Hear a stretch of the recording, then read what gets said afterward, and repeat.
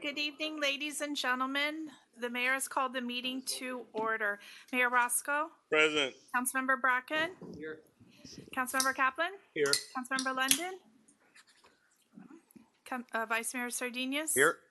Councilmember Stoner, Here. Councilmember Vasquez. Here. Mr. Mayor, we do have a quorum. Please rise for the Pledge of Allegiance.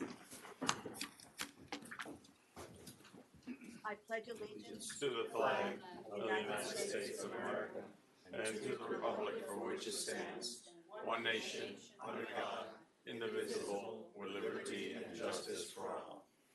And with us this evening is Reverend Willie Allen Faella with St. Christopher's by the Sea for an invocation. Good evening, Mr. Mayor, commissioners, and staff. Let us pray.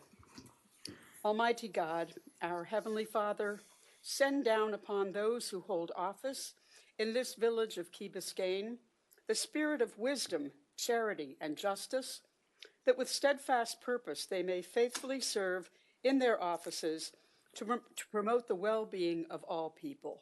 All this we pray in your holy name. Amen. Amen. Amen. Thank you. Thank you, Reverend. The next item is brief comments by council.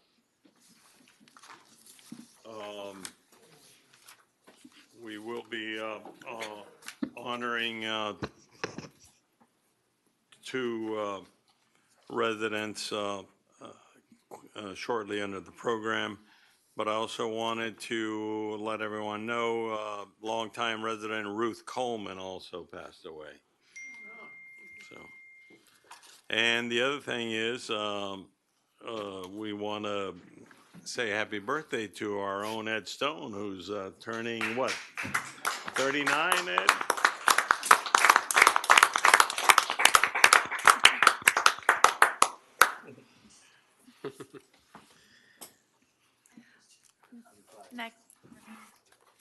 Next item is public comments. First speaker, Lourdes Joffre Colette. Please come up.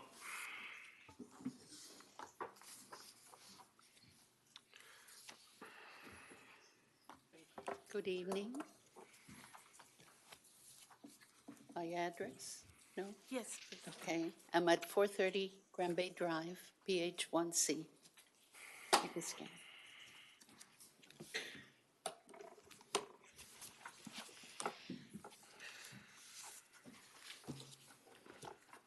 I'm here to speak of a dear, dear friend who has passed away, and she was very important to Art in Public Places and to each of us individually, as she was such a great lady who loved everyone. Dee Dee, that's how we called her, Diane Moss, Dee Dee Moss. Dee Dee lived a life that sparkled, a life lived with joy, laughter, and love. Dee Dee Moss was without a doubt one of a kind. I am privileged to have been her close friend.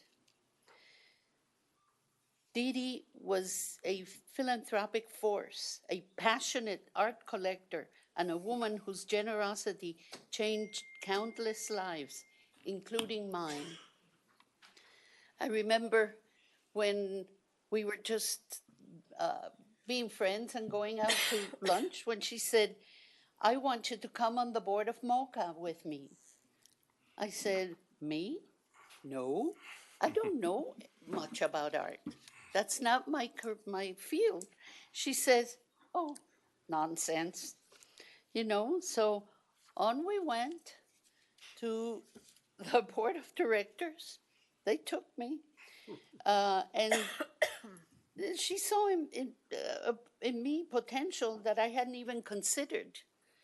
I learned, and I want to make great things happen at MOCA, and I'm still very proud of what we achieved together, and it continues to resonate. That was a really good time. Through her 40 years of leadership as president and executive director at the Helena Rubinstein Foundation, She found great causes on the advancement of women and support of cultural institutions. She helped fund many arts and educational programs, such as Sesame Street. She was on the board of the Whitney Museum for 16 years. She was also on the board of the Alvin Ailey American Dance Theater. She was at Caramore Center for Music and the Arts. She's on the executive board of PAM, the Paris Art Museum of Miami. She was also on the board of MoCA, the Museum of Contemporary Arts, and of late at Locust Projects, giving the space that they needed for to be able to do the programs that they do. They give up to the artists that are looking for a venue where they could express themselves and paint and do all these crazy things they do. Didi's legacy is one of fearless generosity, vibrant curiosity, and steadfast belief in people and art and healing through art. She gave freely, not just in philanthropic ways, but in the small, everyday moments, a listening ear, thoughtful gift, a perfectly timed joke, a warm embrace. Didi was always there, always had your back, the best friend you could ever have. In our last conversation, while she was in New York, she told me she wanted to be in Key Biscayne. This was merely, 3 or 4 days before she passed on. Or no, 2 days. She felt, she wanted to come back to Key Biscayne so bad. She said that's where she felt the most at home. She said, Lourdes, I'm happiest there. This is my home. Well, now she's here in our hearts. Didi always felt that our island would be a great repository for the arts, and she was always, always willing to be generous. Let's make it happen. We want to turn this Key Biscayne into the most beautiful collection of art anybody has seen. Thank you, Lourdes. Thank you. Next speaker looks like Martin Reyes Holguin.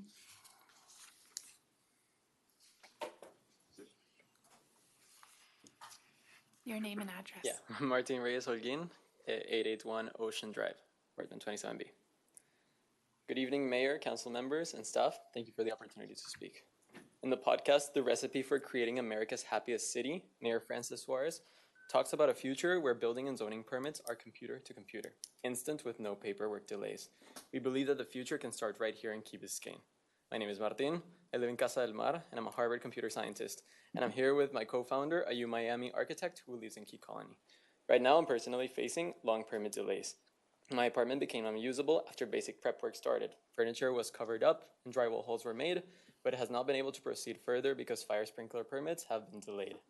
Right now, my apartment is just sitting there, dusty, covered up, and I cannot live in it. It is a frustrating and expensive experience. And we realize many others in the village are facing similar issues too. So we built Imbia, a permitting tool that works like TurboTax. It guides residents or contractors through the permit application, automatically checks the plans against the building codes, and if everything is compliant, it can issue the permit instantly. Right now in Key Biscayne, a simple window permit takes 30 to 40 days to get approved. With this system, we can bring that down to 1 day, or even just minutes. Think of it like a TSA pre-check. Because you're pre-screened, you get to move faster through a more efficient lane. Fast-track automatic permitting is not new. Excuse me, can you speak a little slower? Oh, sorry. Thank you. Fast-track automatic permitting is not new. It already exists in Miami-Dade County for re-roofings through a legacy system called e-permitting for contractors. It's proof that instant permitting can work, but the tech is outdated and used for limited cases. Someone needs to build a modern, flexible version that can be adopted by other cities and expanded to other trades, and that's what we're doing. Key Biscayne has about 8% of residences actively doing construction, which is quite significant for a small community. Our goal is to help the city staff by automating the low-hanging fruit. Simple permits like windows, which we have already done, window replacements, soon re-roofings, HVAC replacements, fire alarms, fire sprinklers, and more. This will alleviate workload, allowing staff to focus their time on complex commercial and residential new construction projects. We're fully committed to making this happen and eventually expanding to cover more permit types to benefit everyone. We're currently in conversation with the city of South Miami to begin using this system, but since we live here, even in just one category like window, we want to start it here. And this would be the benefit would be immediate, given that hurricane season is starting. We have received great feedback, and we're very thankful for it from Director Jeremy Carreras-Gauger and Rene Velasco, and we want to share it with you guys so you can support us in implementing it here. Thank you for your time, and I'm happy to speak with anyone after council. Thank you very much. Sounds interesting. Next speaker, David Rodriguez.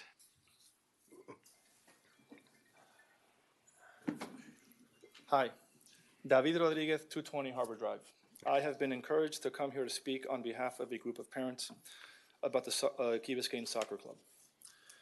If a soccer coach put his hand on an 8-year-old child with aggression during a practice, what would happen? The answer is that he would be removed immediately, as he should be. But what happens when a soccer coach, over an entire season, recklessly neglects an 8-year-old's neurological, athletic, and emotional development? Nothing, because emotional damage and developmental negligence are harder to measure and regulate. But their scars last far longer than a bruise. Physical damage leaves bruises. Emotional damage leaves ghosts. Ghosts that haunt a child's personality and potential in many aspects of their lives. Why do we tolerate this here in Key Biscayne? Why are these two issues treated so differently? It violates global standards, regulatory guidelines, and our club's own written statements. It defies common sense. It disregards scientific research and biological evidence. Most importantly, it violates fundamental principles of child welfare. But it happens, and it happens here on Village Green. Some may initially argue that this is a normal part of elite pathways, academy functioning, or competitive teams. This is false and is entirely misguided. It is simply not how elite youth soccer works. Top global soccer academies and clubs, the ones that we are trying to emulate, do not allow this. These top academies operate very differently.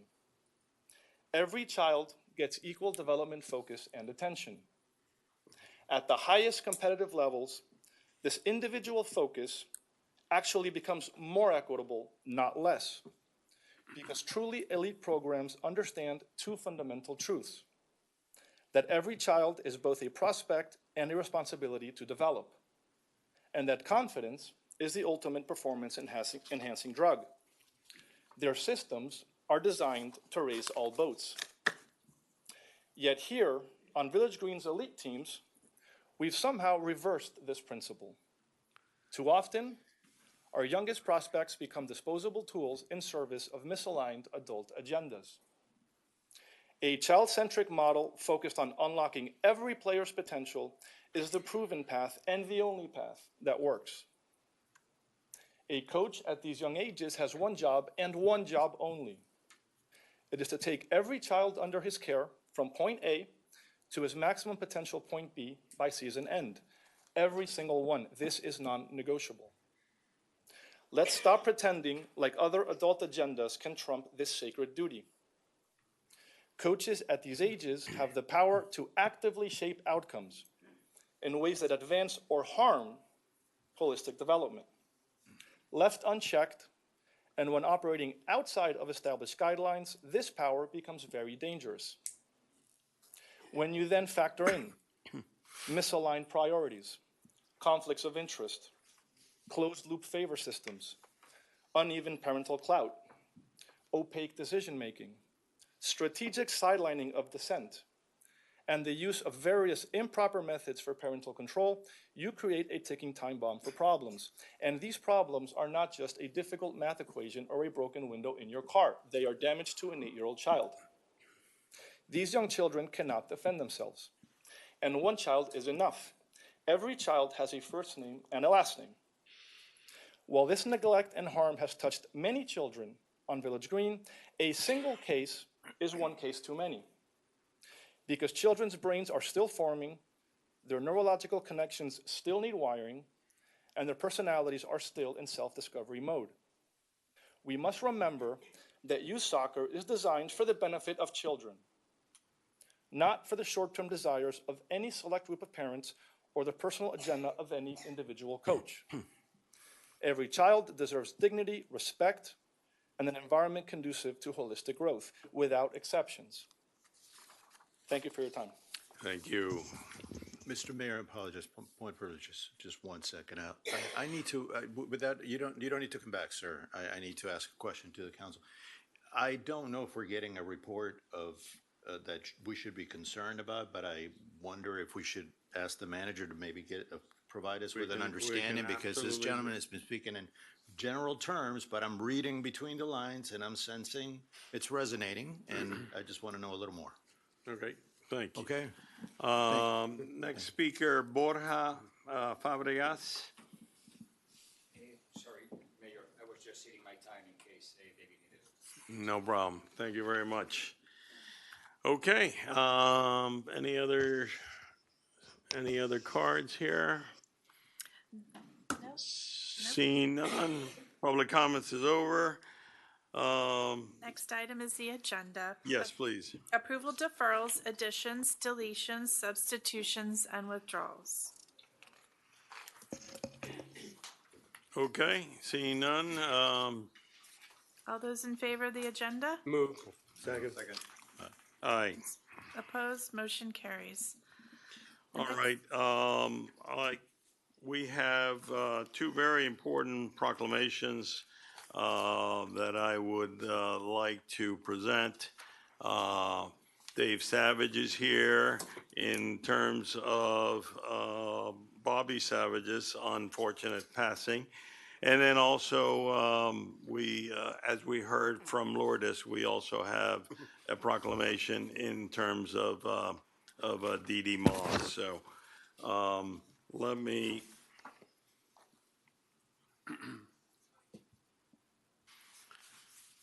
And Lourdes stole a lot of my thunder here already, so you'll have to excuse me if we repeat some of these very nice things. This proclamation is to cover the following. Whereas the Village of Key Biscayne is esteemed for many reasons, including our residents' contributions to a rich, vibrant, and varied cultural life that animates our local quality of life. One of Key Biscayne's leading lights, our own Diane Dee Dee Moss, passed away on June 2nd in New York City, prompting sorrow and mourning among her family and many friends. Whereas through her service as president and chief executive officer of the Helena Rubinstein Foundation, and varied leadership and philanthropic roles with, for example, the Alvin Ailey American Dance Theater, Locust Projects, Louise Weiss Services, the Whitney Museum of American Art, the Children's Blood Foundation at New York Hospital, the Paris Art Museum, the Caramore Center for Music and the Arts in Katona, New York, and the local Museum of Contemporary Art, MoCA. Dee Dee was instrumental in advancing the fine arts, arts education, and appreciation programs, and community services programs focused on advancing women's concerns. Whereas Dee Dee also dedicated her deep knowledge, extensive connections, and passion as a founding member of the Art and Public Places Board for the Village of Key Biscayne, contributing materially to our critically admired public art program, making it especially desirable to publicly recognize and give thanks for a well-lived life. Now, therefore, I, Joe I. Rasco, Mayor of the Village of Key Biscayne, Florida, do hereby issue this proclamation memorializing our community's gratitude for the life and works of Diane Dee Moss.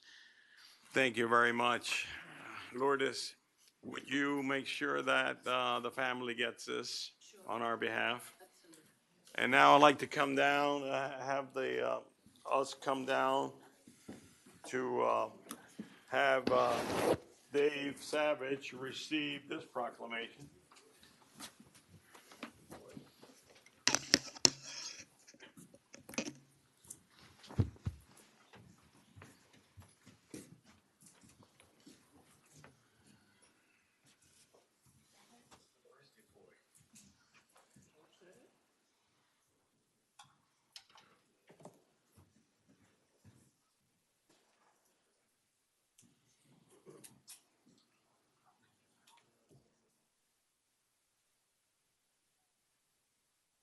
Got me up there? I don't want to run the picture.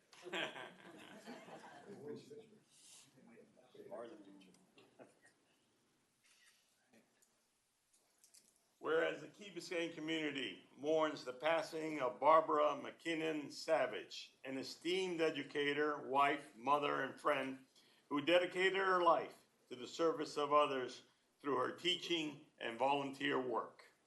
And whereas Ms. Savage served with distinction for over 30 years, inspiring countless students with a passion for learning, a commitment to integrity, and a deep belief in the potential of every child.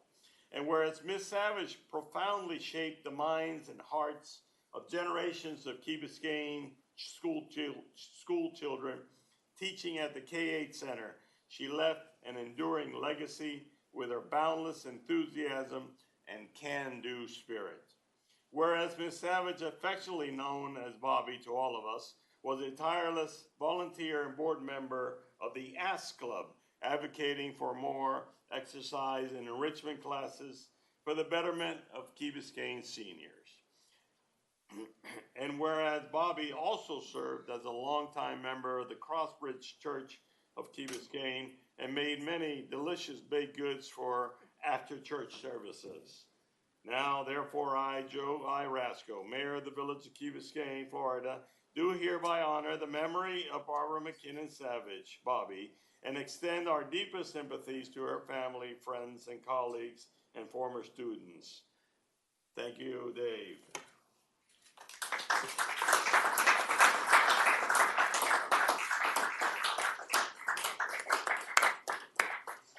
You want to say a few words? Sure. How many here were influenced by Bobby Savage? What more is there to say? Thank you, Joe. Thank all of you for what you do.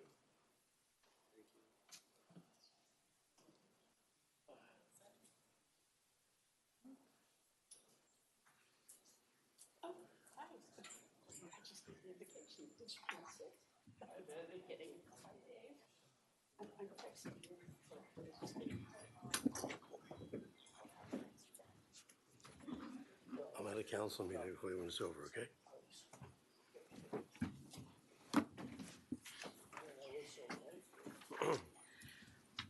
The next item, Mr. Mayor, is a site plan review workshop for 695 Ocean Drive, Beach Park.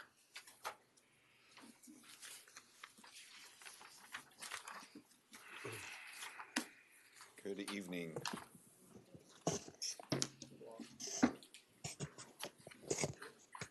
Good evening, Jeremy Karros-Gauger, Building Zoning Planning Director. So what we have before us is the site plan workshop for this project in Beach Park. So just as a private property would need to come in for a site plan workshop and then the resolution for site plan approval for any private development, commercial development, we do the same thing for development within the parks. So the project that we have before us is the installation of an injection well pump equipment at Beach Park. There's two components to it. There's a below ground component that is adjacent to the driveway going into the the beach club. And then there's an above-ground component, which is the more prominent element and the one that we're really concerned about screening, which is the generator and electrical equipment that is then propped up on sort of a metal platform.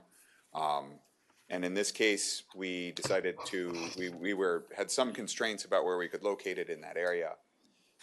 We could have located this in the right-of-way, and then we would not have required a site plan approval.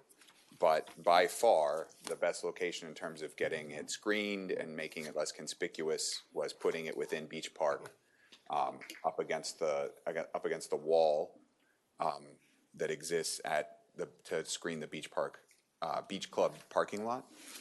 And so we're able to sandwich it up against the wall and still have a pretty decent and generous amount of landscape screening in front of it to make this essentially disappear with landscape screening. So see if we can pull up the agenda if we have any questions or need to speak to the site plan presentation. Oh, Beach Park, sorry. There we go.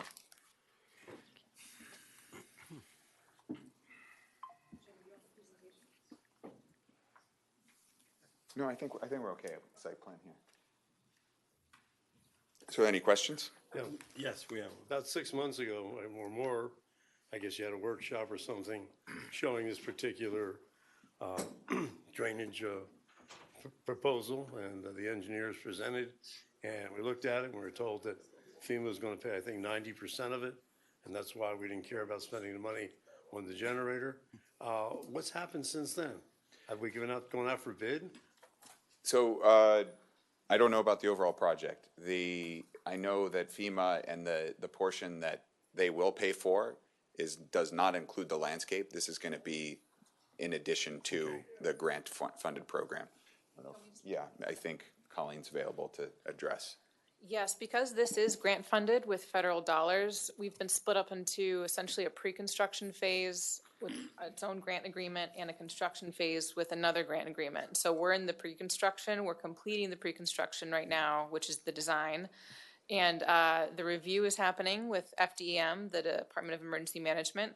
Once they approve the plans and the permits and the cost estimate, we will then go on to phase 2, which will authorize us to begin the bidding and procurement process. This is all going to take quite a few months. We will keep you updated as we have more information, but I don't want to put any timeline on the federal review process. How has the design changed? I saw the design 6 months ago, saw everything. What has happened since then? We added trees, we added landscape. We added landscape. Yeah, nothing's really changed. We did move the the electrical and generator system like a little bit off that wall so that we could add more screening behind it. Right. But it's moderate. You're not going to notice a So when difference. do you estimate this thing will ever get done? I can't give you a solid This timeline. year? We have basically, no, not this year, but probably, hopefully next year. We're basically waiting on the state to give us a new grant agreement, and then we can begin the rest of it. You got friends in the federal government? Sorry? You have friends in the federal government? You do. I mean, Yeah, we're saying even this year, maybe next year? What- I Not mean, this year. I guess We I are just completely don't understand. dependent. We want to get something done. Yeah, Why can't we get it done? because So, we're because 90% federal is funding and- being paid for it, yeah. Yeah. Well, requires federal I was review. told federal funding was approved for this. It's approved, but they still need to review the deliverables and then approve us for the construction phase. Okay, thank you. Free money takes time. Yeah. All right, next. No vote on this. Yeah, so no vote on this. We'll bring it back. So are there any comments? Because this is the time that we would incorporate them and then bring them back with changes. So I think it's good, but. Jeremy, have you had feedback from have you had feedback from the beach club yet on this? We've been in communication. We haven't worked with the board formally. And I think their concerns are going to be actually elements that we're going to be adding to the adjacent street, because we are going to be tearing that up as we go along. And I think we will have an opportunity to address some of the drainage issues and some of the stormwater issues that are happening around there, which I understand is their main concern. There's going to be a bit of small redevelopment of that crosswalk area, right? Yes. Correct? Yeah, yeah. And also crossing Ocean Drive we talked about the possibility of Right. stripes for easy crossing over to the beach access. Yeah, because we will be doing a fair bit of underground work, getting the piping to those, and so we'll have an opportunity to improve crosswalks and crossings. Yeah, and we'll bring that back next time with some graphics for that to show what we're doing. So we're going to see this again. Yeah, this will come back for resolution with formal approval of the site plan. What's the elevation? That's the elevation. What is it? Oh, Is it above? yeah, the dimensions, 13 feet. 13. 13 to 14 feet high, 14 about feet 11 high. feet. How high is the ceiling? What is it? Oh, wow, that's a great question. The ceiling's probably 8.5, 9, is guess. It's gonna be tall. Wild It wouldn't guess. fit It's here, way would higher it? than that, isn't No, it? it's not that much higher. That's the bad boy we're gonna get. Yeah, 'cause But Jeremy, You can't cover that with trees. the structure is taller than the wall, or about as tall as the wall The- that It's taller borders than the the wall. parking lot? The generator will be taller than the wall, which is actually why we pushed it in a little bit, so we could get more screening behind it. How much taller? About? The wall's about 8.5 7 or 8 feet, feet. so about a 5 foot, About 5 feet over. yeah. Yeah. Oh, I always express this concern because it looks like an 18-wheeler or more, bigger, parked right there. Well, there you can see. So, the wall. so you can see, this is the side elevation, and you can see why we pushed it a bit away from the wall so that we could fit more landscape screening I and understand. hide the 18-wheeler. But I'm not sure you can hide this monstrosity. It would certainly be there, yeah. Now, I think we need to have a better discussion on this because I'm not sure, at least, it's my own personal opinion is that that shown like that cannot be. We should have some architectural feature or something that could, I mean, really, seriously. If you build a 'Cause house nobody's gonna around it, want it'll that. be bigger. How long is that anyway? How long is it? What's the length? The length, elevation-wise, this way, I It's like a believe. container. I had it in the presentation. 30 yard. Oh, should we go to the presentation? Yeah, the presentation has all of this in it. I understand, but I'm just asking for the benefit of the public. Site plan presentation. Yeah, that one. It's like 19 No, feet here, long. we'll just show the presentation for the Garden District. 19 feet long? 19 feet and 18 feet what? Yeah. That's almost 14 feet high. Not inconsequential. Yeah, no, There. that's why, I mean, I'm 19, 11, and trying to, my intent is not to 19, 11, and critique 14. the need for a generator, but it's to highlight the fact that when we go with things like that, that are utilitarian, that really, serve a purpose, we have to take into consideration the aesthetic value of our community. I 100% agree, and any building that we would build around this would Right. end up being a much larger footprint.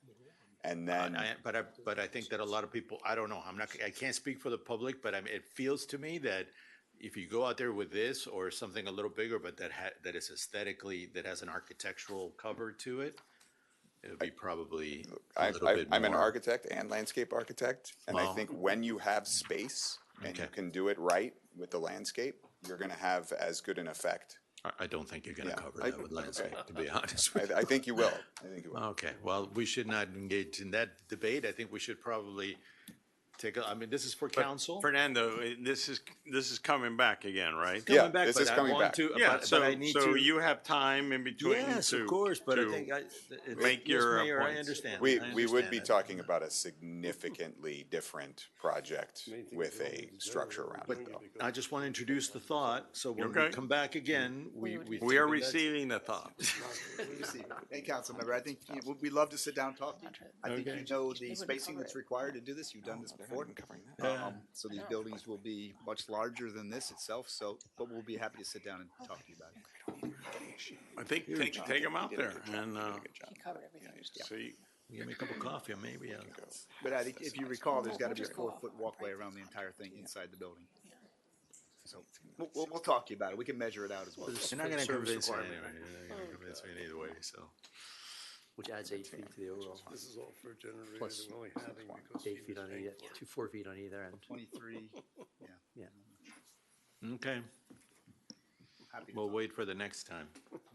We can see the version with the building and architectural features next. Jeremy? Let's Jeremy? get creative, guys. Jeremy, it may be useful to have a visual presentation from the Beach Club looking to, from their view, from the wall looking. I know you Sure, have a section we'll view. add that, we'll add that elevation next. That won't be a problem. Yeah, just for benefit of the Beach Club. Yeah. No, that'll be an easy addition. Yeah, we'll do that. We'll generate that for them, in fact. I mean, they're gonna wanna see it, so. Yeah. Okay, Okay, thank you. thanks. All right, next. Next item, site plan review workshop for 571-599 Harbor Drive, Harbor Park.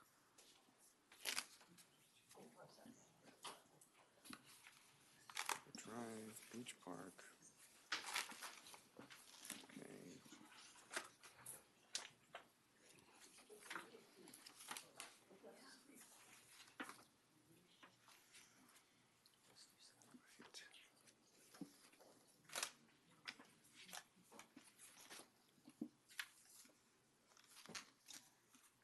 Okay. Okay, so this is the same thing. We're also doing a site plan workshop. So this will be coming back for final approval.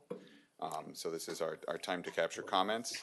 And this is for the very similar thing. We're doing the generator, the electrical equipment, but in this case, we're also taking advantage, since we are building the structure, to install the FP&L vault, which would otherwise be sitting out in the park someplace on a pad. So we're screening that within the building as well. That looks better. So let me I'm going to jump to the presentation slides, which I think are a better overview. So this is the pump infrastructure for Zone 1. You know, what we're doing today, this is just another step of permitting review, as we are with other permitting elements for this. This isn't an endorsement or any funding for the site plan. This is simply one of the boxes we have to tick for moving along.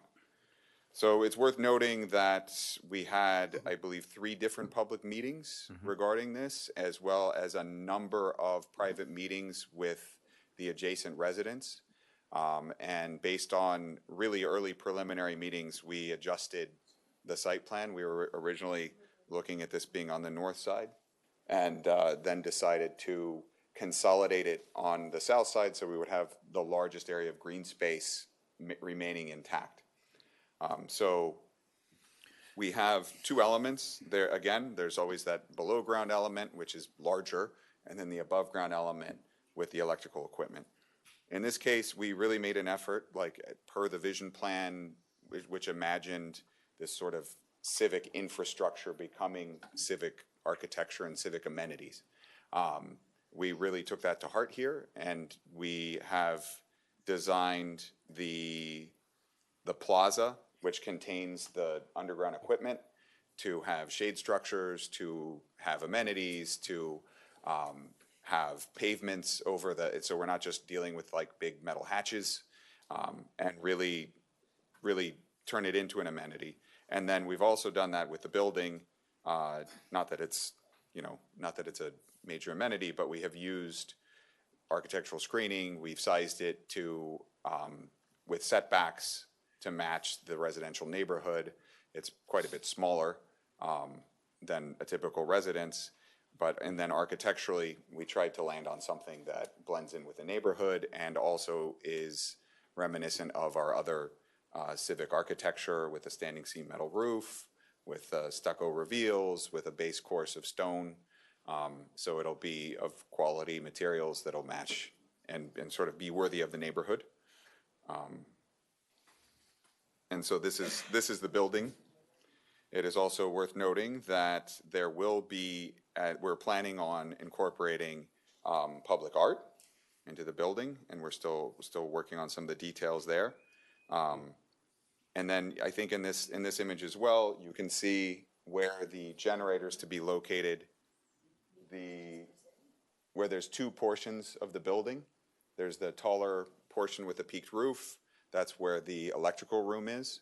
And then there's a slightly lower portion off to the side that's longer, and the generator will be inside there. It'll be walled on all sides and then open to the air, which is going to have a significant acoustic benefit.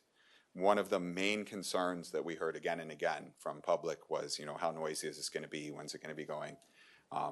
And so we did an actual real comparison. They went out and measured the sound at a generator in Miami Beach that is of similar size.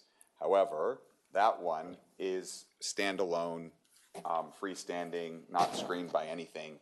And in our case, because we're going to have the walls, that should mitigate it, because we are quite close to, we're in the middle of single-family home residential. So we think we're going to it will be a well-behaved neighbor, despite the generator noise. Outside of when we have a storm, what's the operational cadence of that? It will have, I believe, weekly testing for, I'm going 15 minutes to to ask half the an expert. Depends on the groundwater if it rises. Usually 15 minutes to half an hour. But keep in mind, this is emergency use only. Okay. Otherwise, we'll be on line voltage from. Half an hour a week?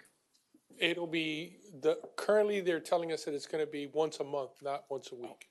So currently, we'll have to see once we actually purchase the unit itself, what the manufacturer recommends. Every 2 weeks? Yes, at most half an hour, once a week. That time can be set for any time of the day, morning, evening, whatever we want, middle of the day. But for clarity run it. purposes, I'm sorry, just because, for the public, you mentioned it was going to be for emergency, but you just said it would be. For maintenance? Yeah, for maintenance. Well, I'm a little confused. operationally, we'll run under emergency conditions if there's no power, right? But Right. for maintenance purposes, The maintenance of the generator itself. Correct. Yeah. Okay. the generator, the motors will Yeah, I run. understand. Like, we anticipate similar to what we have at Village Hall once a week, but currently the engineers are telling us that what the information they've gotten back is that they only need to run once a month. Okay. Chris, they have to service the pumps, which are gonna be in the same area. Microphone. Excuse me, I'm sorry. If they have to service the pumps, they're gonna have to remove the shading, correct? Are they gonna be able to get access to those pumps? So is there manholes to get in there? The shade structures are similar to what we have in Village Green, Right. and they're quite easy to remove because we remove them anytime there's a tropical storm warning or hurricane Kevin, why warning. don't you roll back and show them the manholes too? I think it's a couple slides back. Yeah. For typical maintenance conditions to access the pumps, the hatches can be opened with the shade structure still there. Right, so they don't just have go to be down, they just removed. go down access panel, like a, Correct. The only time you might have to remove the shade structures is if you had to pull a pump and you needed a boom truck or a crane to lift the pump out. There's the manhole kind of on the right.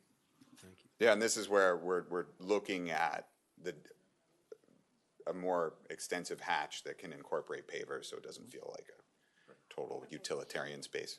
Since we're going over comments, I have several comments. Some of them I've already told you about, but there are some additional ones. Don't everybody laugh, but the location of the dog waste, I know you can move that. I saw it in two different places.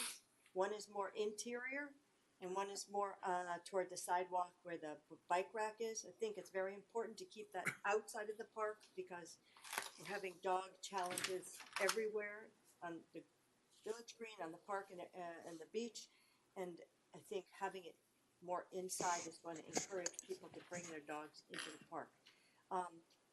As I've expressed before, I am 100% against putting a mural on that building for a variety of reasons. I think that it's inappropriate to have a mural in the middle of a residential area. And I also think that if we have funds to spend on artwork, that we could place the artwork in a portion of the village where many more of the residents could enjoy it and more frequently.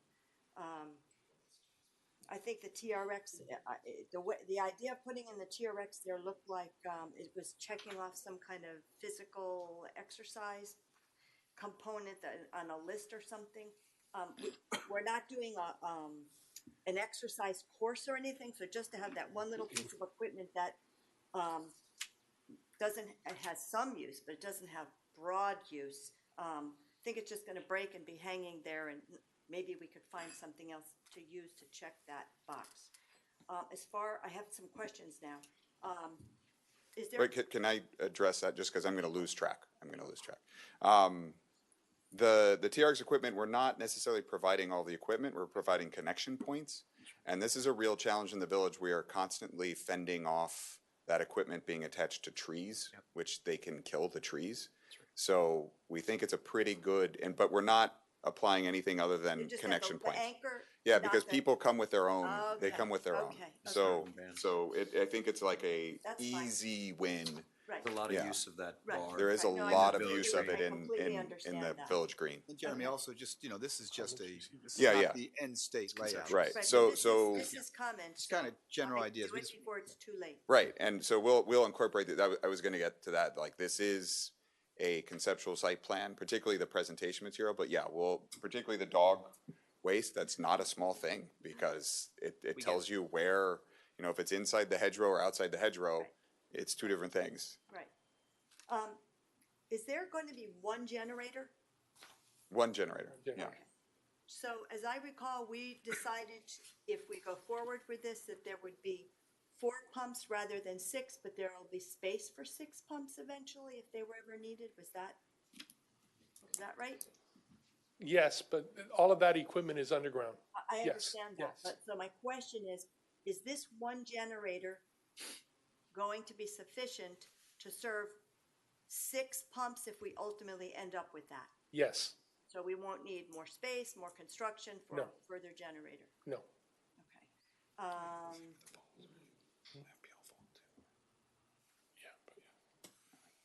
That's all I have. Thank you. Mr. Mayor, just, if anybody else has a question. Well, basically, it sounds like to me, we've made up our mind, we're gonna spend $100 million and do this project. And No, this basically- is Oh, just. excuse me, Steve. Sorry, okay. I know we're going through permitting and all this other stuff. What we're doing is spending more money and more time. I know you're doing most of the work probably, but your time is valuable. So if, in effect, you really think of going with a $100 million thing, I think it's time to go out to the community, see if they want to spend the money, so we don't waste more time and effort on this project at this time. Because we're going to get grants to do this and say, hey, we just got $2 million, that's great. Now it's only going to cost us $98 million or whatever. So if we're going to go through with it, then let the community know, because most people I talk to don't want this project. They do not want to spend this kind of money. But it seems like we keep talking about going these details and everything else, like, hey, it's a done deal. I mean, you still have Mike Huda here, he's your project manager, you're still employing with your firm, you're still employing AECOM to do stuff. So if we're gonna do this, say so, and let's go ahead with whether it's a referendum or whatever we have to do to determine if we're gonna go forward, rather than just keep messing around piece by piece and wasting your time if we're not gonna do it. Think about the $8 million we spent, fine. That's fine. But are we gonna go forward? Fine. If we're not gonna go forward, let's go in a different direction. That's all. Thank you. No other comments? Okay, and we will have another avenue Another to bite of look the at this when and if we make a decision to go forward. Joe, one thing, excuse me, sorry. Nancy's comment about the art, that just struck me as interesting. I also didn't really think about it that way. Is this the time to have a little discussion on that or not? Sure, yeah. What's your opinion? Could you express a little bit more about that? It's a completely residential neighborhood. And my preference would be, and I think it would be more appropriate, to cover the building with ivy and greenery as much as possible and not make the building itself a focal point. And having a mural in the middle of a residential neighborhood just doesn't make any sense to me. I would be surprised if people don't object to that. And not only that, but if we have money, which we're going to have, whether it's donated or not, for a piece of art, I think it could be placed in a better space where more people could enjoy it more frequently. I didn't think about that when they showed it to me. I thought it was actually quite cool. Yeah. But now that you brought this up, it makes good sense, actually. And another point of mine is, we are not really good on maintaining our assets, and we're trying to get better, and I know we're all working very hard and getting there, but murals fade, and they fade quickly. And I don't care how good the paint is, it's going to need maintenance. It's going to be expensive to maintain it. And when we don't maintain it, it's going to look terrible. So I think we're better off with something very simple to kind of minimize the fact that the building is even there. Thanks. Why don't you comment on the funding requirement for public buildings, for public art? There is a requirement that vertical construction in the village have a percentage of the funding go towards art in public places. It's a small percentage, particularly in the context of this project. It wouldn't be sufficient to do the mural that we're contemplating, but we are anticipating a donation, a significant donation of the content of the mural, which would go a long ways and to cover the costs. Can I just add to that? You were nice enough to provide me with the ordinance requiring that, and the ordinance says that we have to spend the money, but we don't have to spend it on that building. We can put it wherever we want. We can use it for maintenance of existing art. So we're not putting any artwork on the beach park, on the beach structure. Yeah, we don't have a building there. There's a structure there. I mean, you don't call that a building? No. Okay, well. It's not, there's no enclosure, so Okay, technically it's okay, not a building. So, fine, so Jeremy, I lost that point, but I do think that we do not have to spend the money on that structure. I don't disagree. Jeremy, the donation, is that tied to where it's located? I'm not going to speak for the donor, yeah. Okay. But Sorry. Are you aware of that information, or is that not? No. I mean, I know that it's always been contemplated, and all discussions to date have considered this location. Okay. If you'll remember back when we discussed the issue of establishing the ability to make donations to the village through the foundation, I asked, I don't know if I asked here, or if I asked in previews, whether that would entitle a donor to dictate how and where and whatever the money was spent. It was told absolutely not. So. Yeah, we can always reject a donation. That was something that we talked about, so. Yeah, we can always reject a donation. Or put it somewhere else. Well, I think the donor would be able to comment on where they, Yeah, they because may choose- they right. They may can choose withdraw not it. to. They can Right. withdraw, yeah. Right. Thank you. Okay. But I think you brought up a point. I mean, look, I'm not, I don't want to engage into a planning and zoning discussion, but you brought up a very interesting point, Lisa, as it relates to a massive structure of that size. It's not considered a building under planning and zoning. I think you said something. Yeah, it's not an enclosed It's structure. not, but it is big enough to generate an impact, a visual impact to the community. And I think that's the point that I think it's been, I don't want to speak for you, but at least when I spoke about the generator itself, is the point that I wanted to get across, that you just said, we're not treating it like anything. We're just treating it like a generator that's going to be planted right there. I think we need to give that some additional thought. I think because if we're going to see more of those big boys around, for whatever reason, we have to think of them, we have to give them some thought. I'm not saying we make a decision today or analyze anything today, but I think it warrants, because of the size and the visual impact. Please understand that, that's all. Yeah, I don't disagree. And I think it'd be worth reviewing what we're looking at, a proposal in East Heather, which doesn't come for site plan review because it's in the right of way, where we're taking a very, very different approach because of site constraints. And, it'd be worth taking a look at that because we're taking that very seriously, the aesthetics of these, which will be part of the neighborhood. Yeah. Look, I think what we owe him, and then we'll be happy to meet with you, council member, but I think, let's get some pictures, and maybe we owe this to the community as well. There's a lot of generators throughout Miami-Dade County that many people can't see because of proper vegetation. That's, But that's let's fine. show, and I think there's, and I understand what you're saying, but let's weigh the. Just pros and highlighting it cons. as a point of due diligence. There's more bad examples than good ones. Yes, There are, I'm Let's sure find there some good are, ones. I'm sure there are, but we're not there and we're not live there. And No, we live no, no. there. Well, and we'll find the good ones. There are some. There's some good ones in Miami Beach. I look for this stuff now. That's fine. It's kind of strange. I didn't do them in Miami Beach. I know yours is ugly. I wouldn't put those things in. Okay, on this item, We're ready. seeing no more, it'll come back to us and we will get another chance to look at it further on down the line.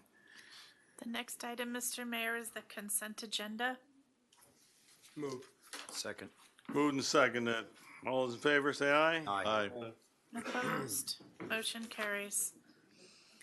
The next item is a resolution of the Village Council of the Village of Key Biscayne, Florida, approving a settlement agreement with Sully Holdings II LLC and the Key Biscayne Social Club LLC relating to the property located at 19-21 Harbor Drive, providing for authorization and providing for an effective date. Move.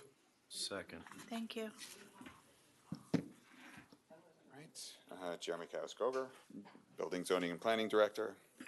So this is a site and a bit of a saga with a long history. So as many of you know, this project was the Oasis. Now it's Weirdos, technically 19/21 Harbor Drive. There's a history here going back to before 2016 with permitting, but this site was under construction and was originally conceived as a single building with the renovation of an existing structure that was well within the floodplain, and a new structure elevated that was going to be adjacent and attached to it. During construction and near the end of construction, there was a fire in the lower renovated portion. The building official then made a determination that they could essentially break the project into two pieces, treat it as two separate buildings so that they would be able to separately continue the renovation of that lower structure. I think this was done out of good intent to allow them to open and operate and operate a business in the upper portion. The issue with it is that once they did that, they did a new assessment of the property and made a determination that this lower portion, when you add the value of the new construction of the renovation and you count that as a single building, now it no longer made the 50% value threshold, which would require floodproofing. So they went ahead with the project with no floodproofing.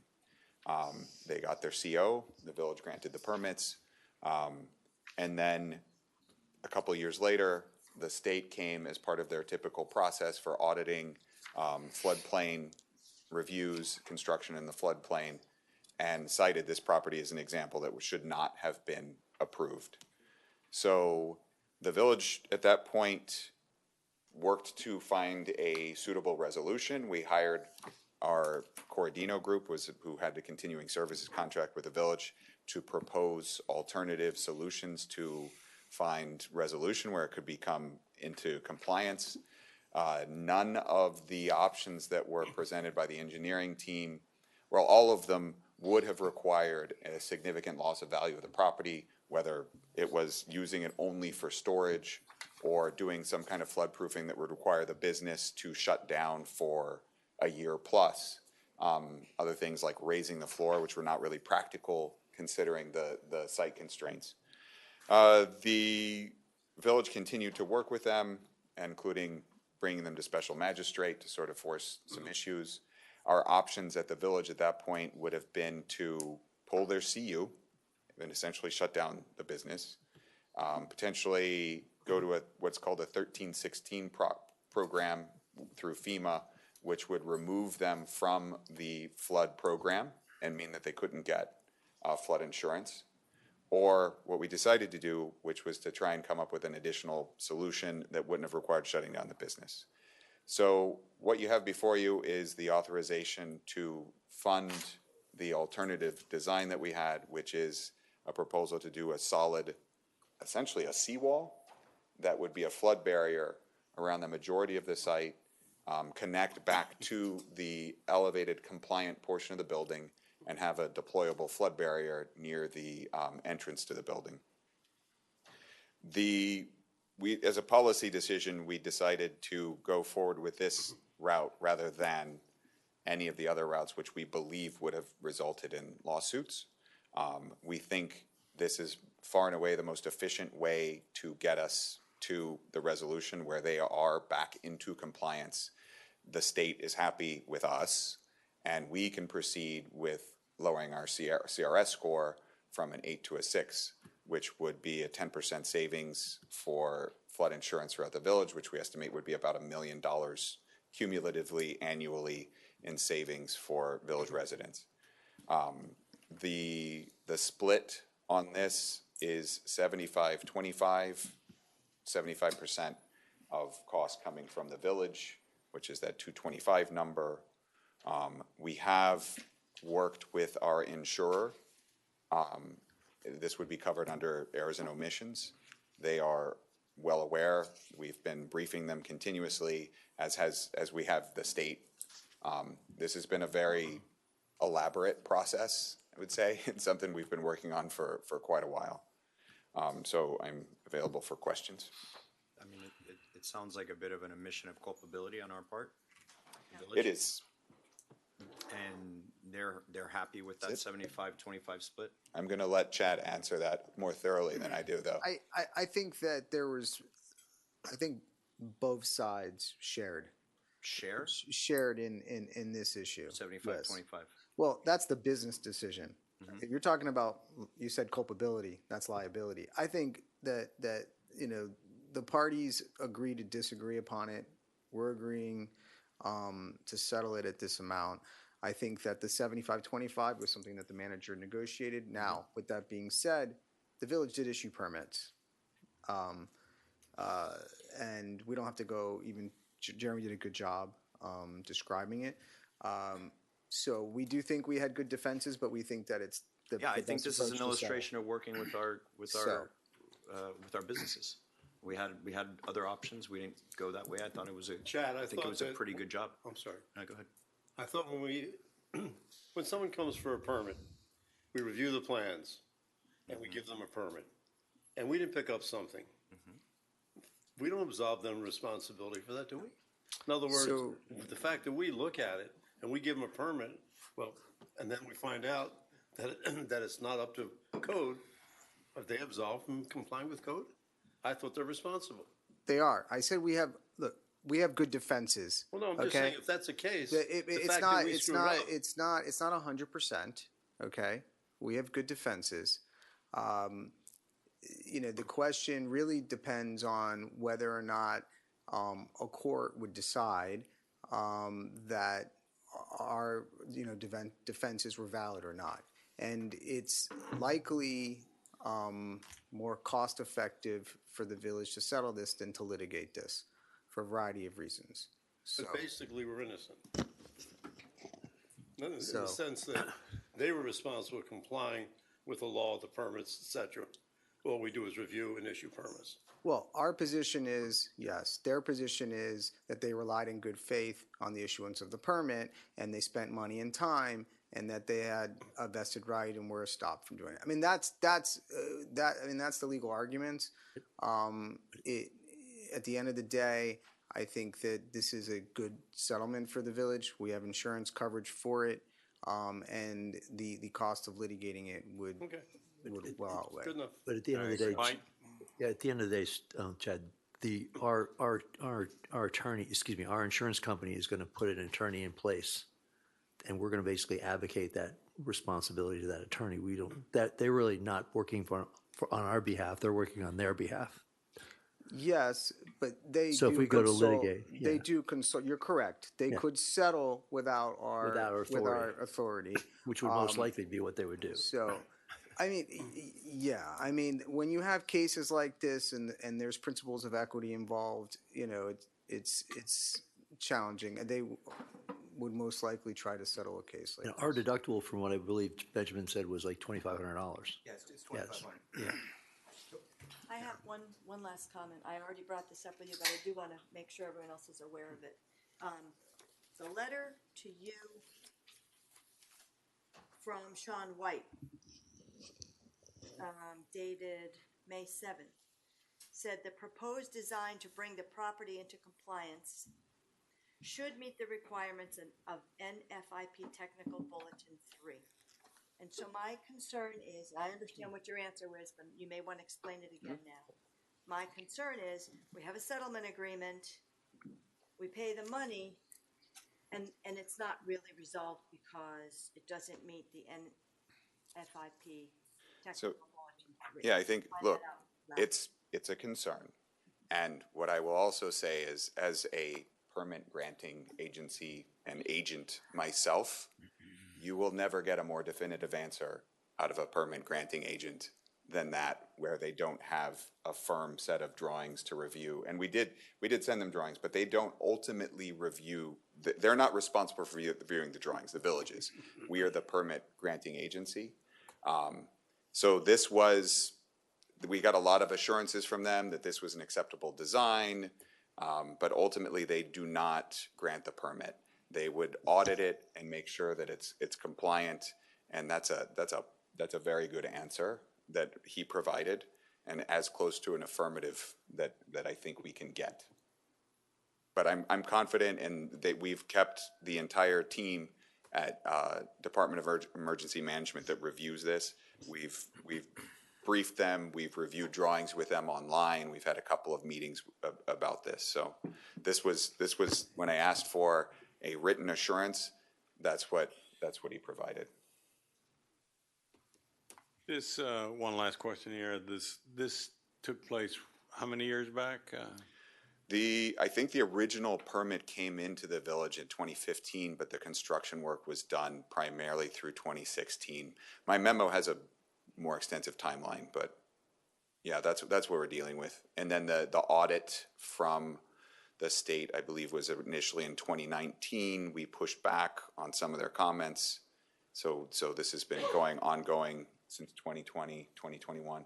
And again, the Community Rating Service, CRS, right? Right. Is what helps determine our individual flood policies. Right, so. And that seems to be a 10% discount that you say may equate to about $1 million island-wide?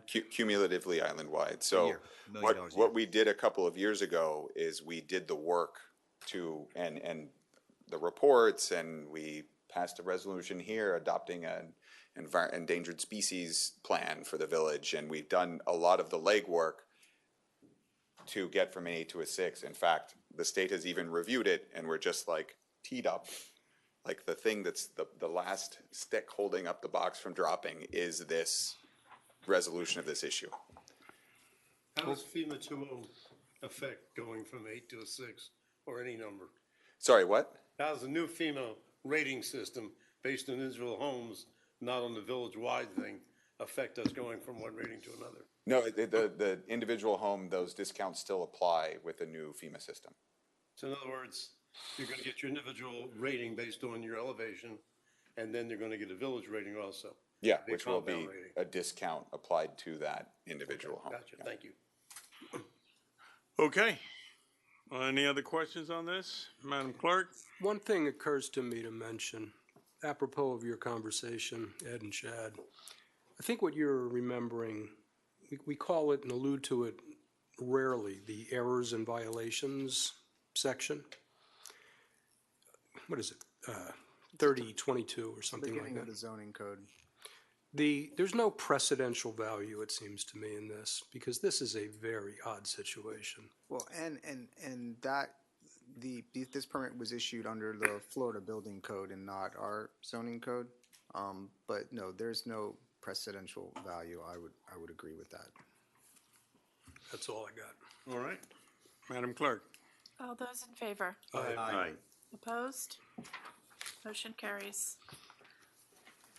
The next item is a capital project authorizing resolution of the Village Council of the Village of Key Biscayne, Florida, selecting Millennium Builders LLC for the Building, Zoning, and Planning Office renovation project in an amount not to exceed $448,116.49, providing for authorization and providing for an effective date. Move. Second. Thank you. And properly before us. I promise this will be the last you see of me for at least a little while. So this is a proposal to hire the contractor to do the renovation of the building, zoning, and planning offices. This is something we've all seen before as we authorize the architects to proceed with design. And the scope of work for this is really just a significant improvement to service for the building department, especially. Although it's a two-phaser, we are also replacing carpet and lighting for the entire wing there. So we're going to go to LED lighting, which has a return on investment of, I think, about 5 years before we're saving energy there between reduced heat loads and reduced electricity loads of the light sources. And then we're also replacing carpet, which is old enough to drink. The carpet is 23 years old. So we're going to be going to the carpet square systems that we have in the manager's office so that we can replace areas that wear and tear more. So that's the sort of wing-wide portion. But the bulk of the work is removing space that we have had for storage of paper drawings and replacing it with meeting rooms where we can have good interactions with applicants and clients using larger screens, and so we can have good meetings, because right now they're literally having to come around, come back, meet at people's desks on their monitors, which are nice size for plan review, but not great for a meeting. We're also, as part of this work, we're moving and consolidating the computer servers into the telecommunication rooms, adding their own dedicated fire suppression system that will not cook the computers in the event it goes off, because currently they're in the same zone where they would get sprinkler water, and their own dedicated AC systems so they can be at their optimum temperature as opposed to the sort of mobile units that we have serving the server room now. And then a general renovation improvement of the waiting area and a reduction in size of the waiting area, because we don't have as many people coming in person since we've gone to electronic plans review. But their experience when they do come in will be much, much better. And then that also frees up and we make more efficient some of the other office space when we're consolidating that.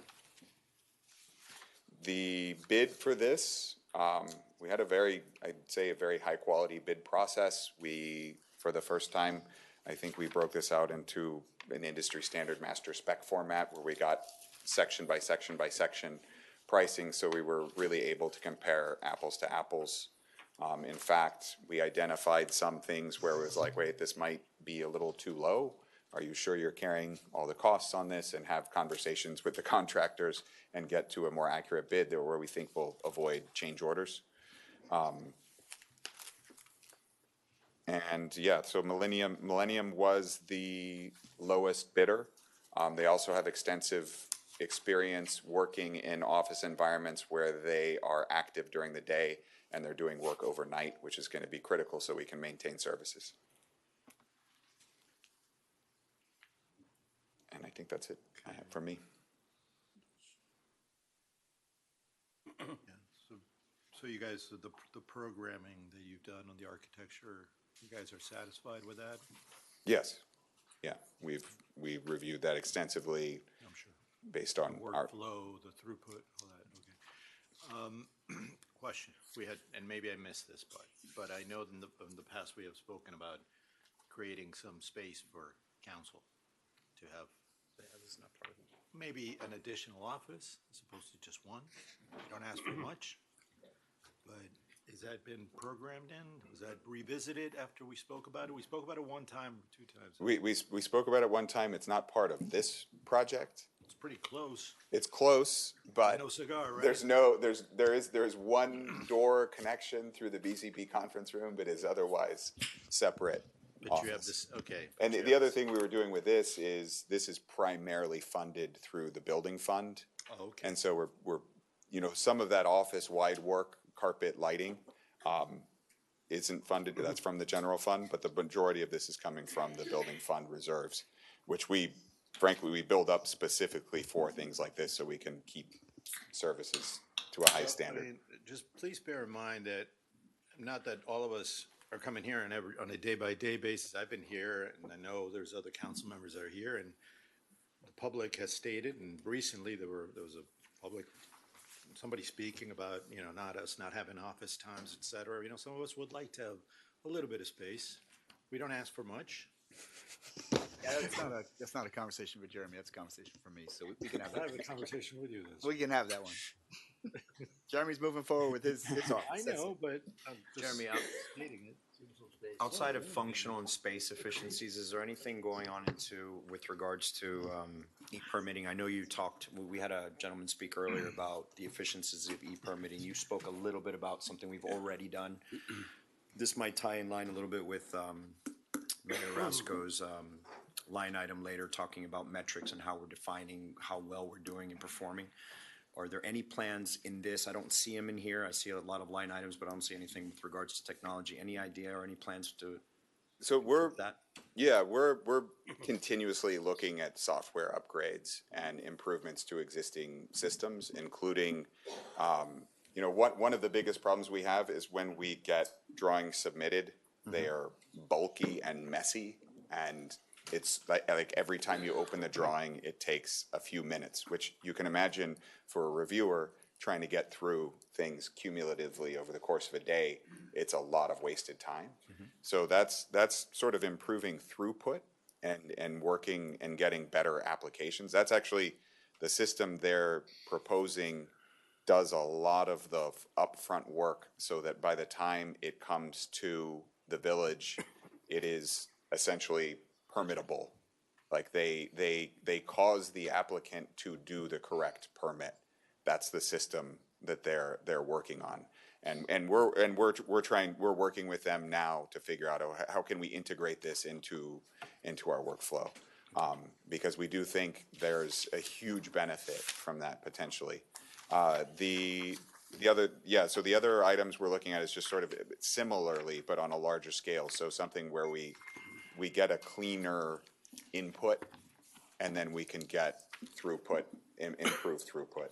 So there is no software in this, but it's something we're looking at continuously. And I'll have some additional comments when we get to the item regarding metrics as well. Thank you. Any other questions? All those in favor? Aye. Opposed? Motion carries. The next item is a resolution of the Village Council of the Village of Key Biscayne, Florida, providing for the estimated cost of an annual stormwater utility rate for the provision of stormwater management for fiscal year 2025-26, directing the preparation of a fiscal year 2025-26 assessment roll, providing for authority and providing for conflicts, providing for severability, and providing for an effective date. Move. Second. Thank you. Item been moved and properly before us. Somebody other than Jeremy come forward.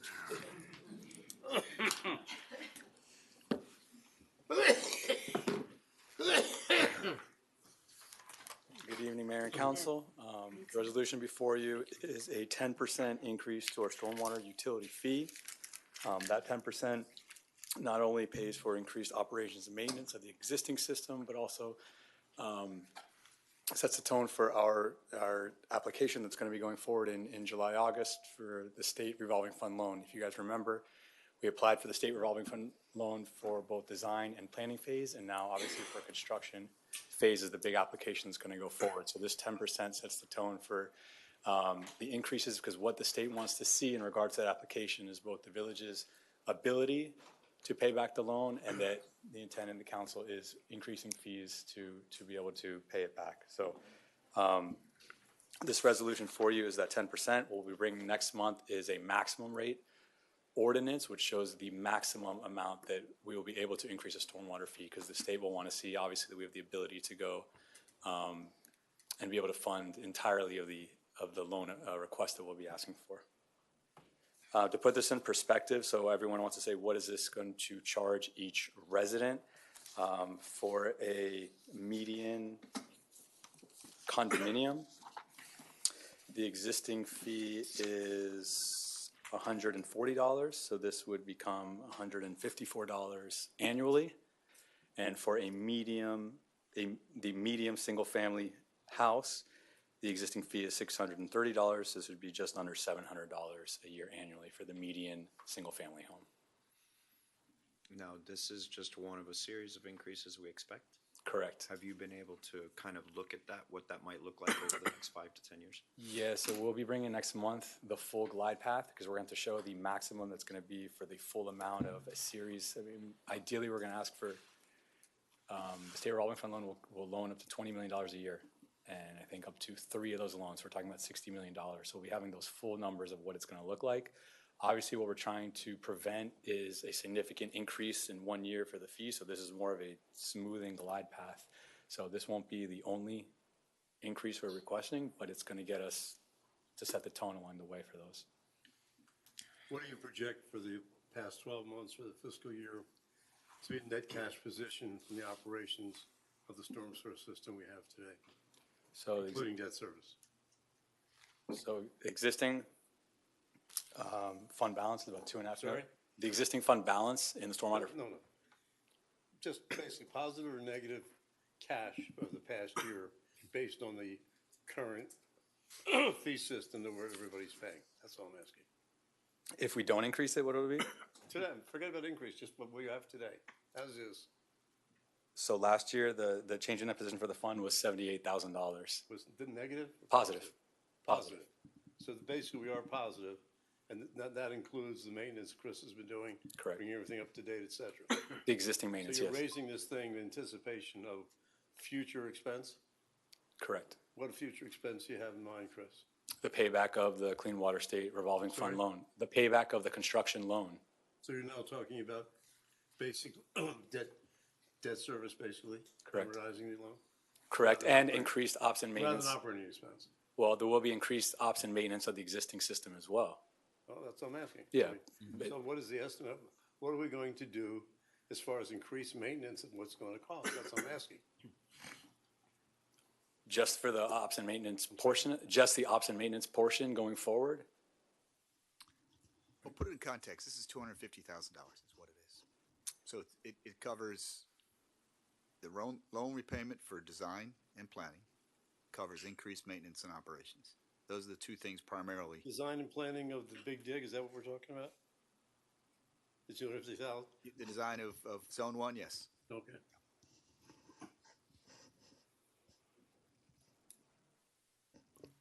And just to be clear, you're not voting on it tonight. It's coming forward, you said next month? The maximum maximum ordinance we're yeah. going for next month. This resolution, though, will increase 10%. 10% the current fee, and this will go on it's time sensitive because this will go on trim notices as well to show that fee is increasing. Okay, but what we're doing here is continuing to pay for the operation and the maintenance of our existing system, Correct. all right? And how much debt do we have in this fund?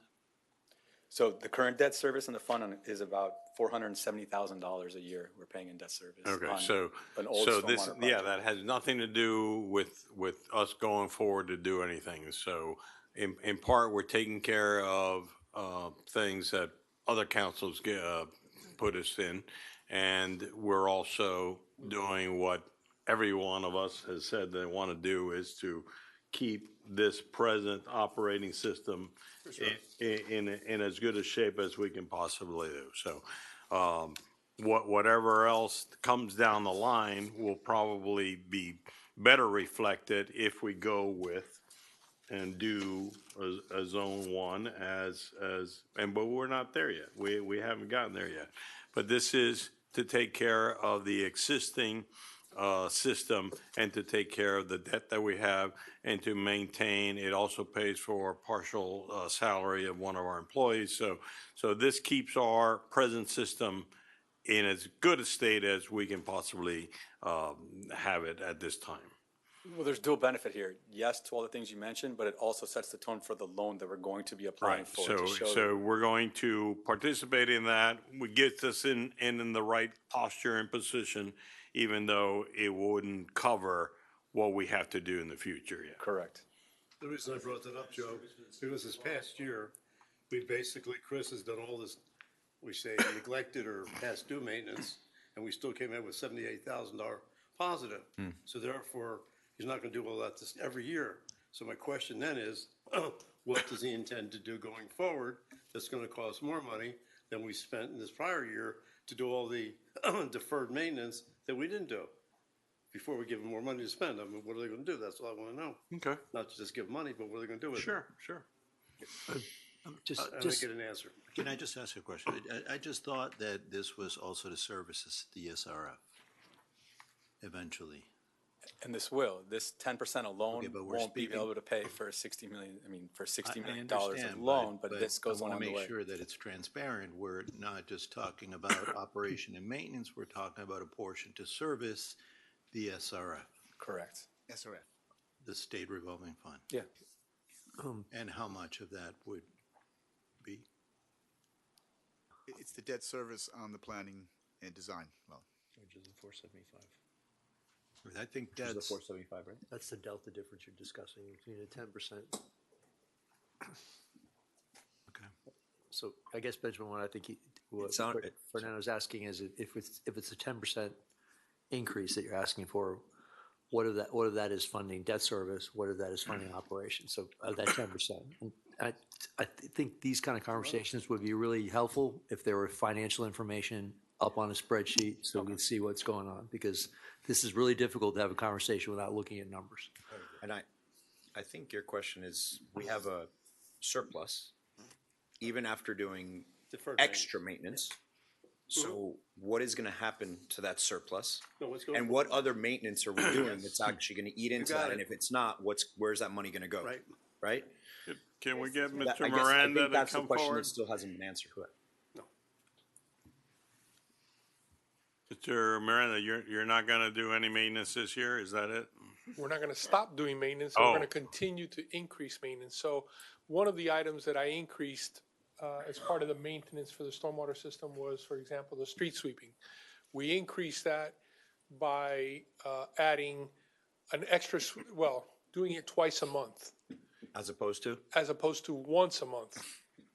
I would like to increase it even further and possibly do it once a week to eliminate all the debris and the vegetation that comes down on the streets and in the swales, and have that removed before it gets into our stormwater system. One of the things that continues as we move forward, the system continues to age. It still has to produce, and we are constantly finding areas that are deficient. We just found a catch basin that had the lid dropping, so we had to go out and fix that out of our funds that we had, extra funds that we had. But we're finding little pieces here and there that we have to address. So there is continuous maintenance and items that occur over time as the system continues to Chris, are we service us. looking at possibly redeveloping the wells on Ocean Lane Drive? Also, we have to take that into account. We need to redevelop a number of wells, so we're going to be So Chris, addressing those. when we bring this back, would it be useful to have a spreadsheet, okay, with the costs, the estimate, the maintenance, so we can see it in an Excel spreadsheet or some type P&L statement so that we get an idea of what's going on? Because it's extremely Certainly. difficult to have these kind of conversations without the math. Certainly. Yeah. We And I believe believe that. some Because of this- we're just like throwing balls at you guys, Right. and it's not really fair, okay? Right. But without without some kind of spreadsheet to see what's going on, it's really hard. What I Some of got, this added maintenance came from the flood response report, correct? Correct. what I got from Great this, job, by the way. sorry. Yeah, go ahead. What I got from this discussion is that we are positive, We have a surplus, yes. but the increase that we're doing an increase for a future expenditure that we don't know yet what it's gonna be. That's how I understand it. It's Well, not. We're also paying for the design that I we've know, already and- spent. And everything that I'm saying, I'm trying to take that conversation to a point that I think agreeing with Councilmember Bracken here, we have to understand the numbers a little deeper. And my suggestion would be, let's understand too what we're aiming at. I think that I applaud the effort of, looking at ways of funding and paying back the bonds we're gonna get, the loans, but let's understand what the future's gonna be like. I wanna make, Because it feels a little bit like we're driving in the blind, a little bit. Now, I want to make sure it's clear, though, that we're not paying for anything in the future. So this is just paying our original debt, which Benjamin mentioned, Okay. the debt for the planning and design SRF loan, and operations and maintenance. We're signaling to SRF as we put our application in at the end of the month. Right. That we're able to cover, there's no money, but we're demonstrating that we have the ability. That's all good. So I want to make sure it's clear, we're not paying for anything in the future. We're paying for what we've taken on. Yeah, to you date. just said it perfectly. We're signaling that we are We positioned. can cover our bills to include the debt, yes. How much is the design debt that we borrowed? Total.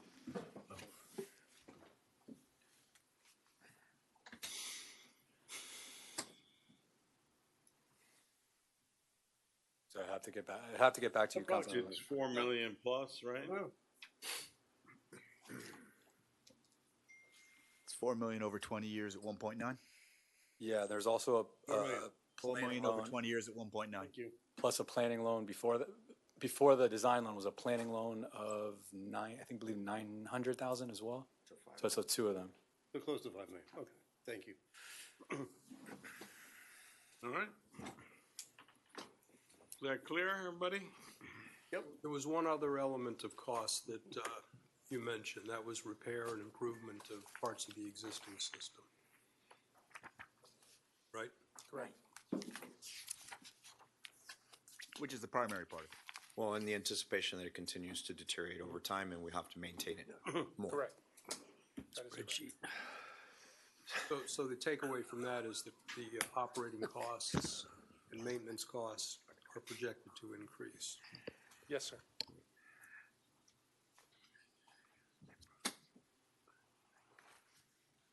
Okay. Any other questions? All those in favor? Aye. Aye. Opposed? Aye. Motion carries. That would be nay. I've got it. I mean, how can I vote on someone I don't know what it's gonna cost or You what said it goes aye and nay, though. Whatever it is. I've got it. You voted twice. Less the words, more the timing. The next I can item. vote for something you don't know what it is. Amazing.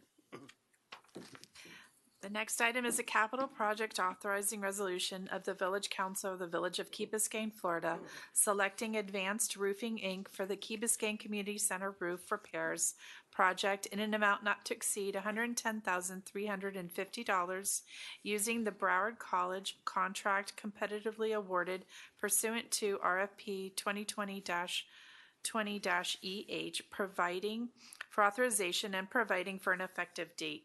Move. Second. Thank you. Moving second is properly before us. Discussion. Why do we not get bids on this? Why do we rely on Broward County schools thing? I think this shocked me. We're piggybacking on that contract, so we didn't have to put it out, so we could get this repair done faster. Basically, we could bring it to you faster. So in other words, you couldn't close other roofing contractors and get quotes from them. We could get quotes, but at this price, we would have to go through an RFP process or an ITB process, and it would take a significant amount of time to bring this back to you to protect an asset of the village. I'm all for the repair, I'm all for what you're doing. Yes. I'm completely against what you're doing, that's all. Just piggybacking on a pre-agreed public contract. I don't What's get that it. mean? They already have negotiated contracts. The How do you county, know and they they got a can good piggyback. price? You don't know. No, but I mean, they're competitive and they're updated. A lot of municipalities, this is a common practice of municipalities to to Easy to way get a out. right Instead of doing price the work, you just publicly. go in somebody else's bid. But I know, but I think understand I think that that's a misconception, what you're saying. Well, I'm I sorry. have a don't question. wanna- Aren't there leaks currently happening and we're sustaining damage and we have to Yes, get, is there there are some currently urgency leaks to in the this, repair? in the building, and it is becoming possibly an emergency condition where we do have to address those leaks, and rather than do small Band-Aid patches as we've done over the past number of years, this attempts to seal the roof completely. And we're talking about the flat roof portion of the building, not the pitched roof, which has the metal seams on it. This will be I'm all all for the for it. flat Let's roof where we have the agree. majority of leaks.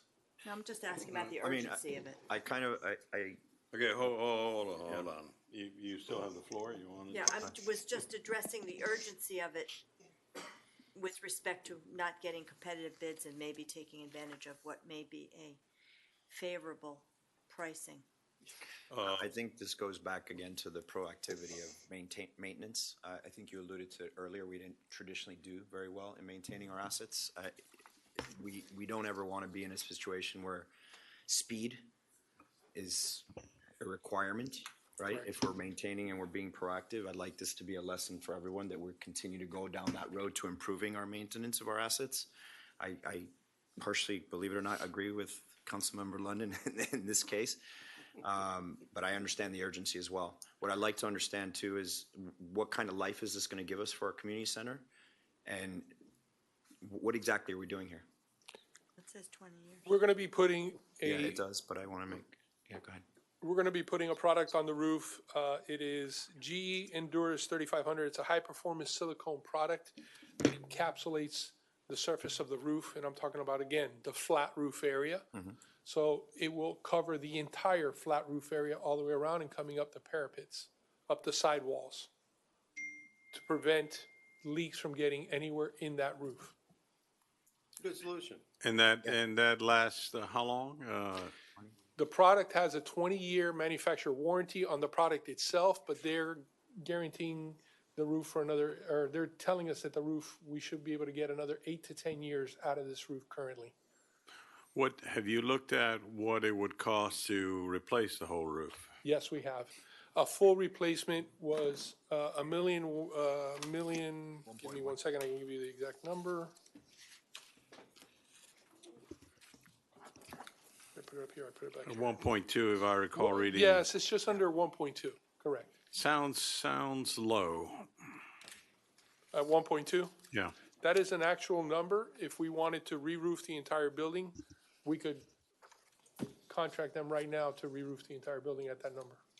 They have Of course, committed that's just a the flat- price for That's that. just the flat roof, that's not the metal roof. That's That's just the flat roof, correct. So it's not all of it? It's just the flat Not, roof. not the, What not the percentage metal. would you say it is? What percentage of the roof? It's, the flat roof is approximately over 60% of the building, Okay. approximately. It's cheap, that roofing's cheap compared to the metal. I've used this much stuff before, what he's talking about. Uh-huh. And it's great. Yeah. I mean, what he's proposing, I'm 100% for. Everything's fine. It's just the process Just the of procurement part, giving it you out. don't That's like. all. Right. Otherwise, but I'm 100% for.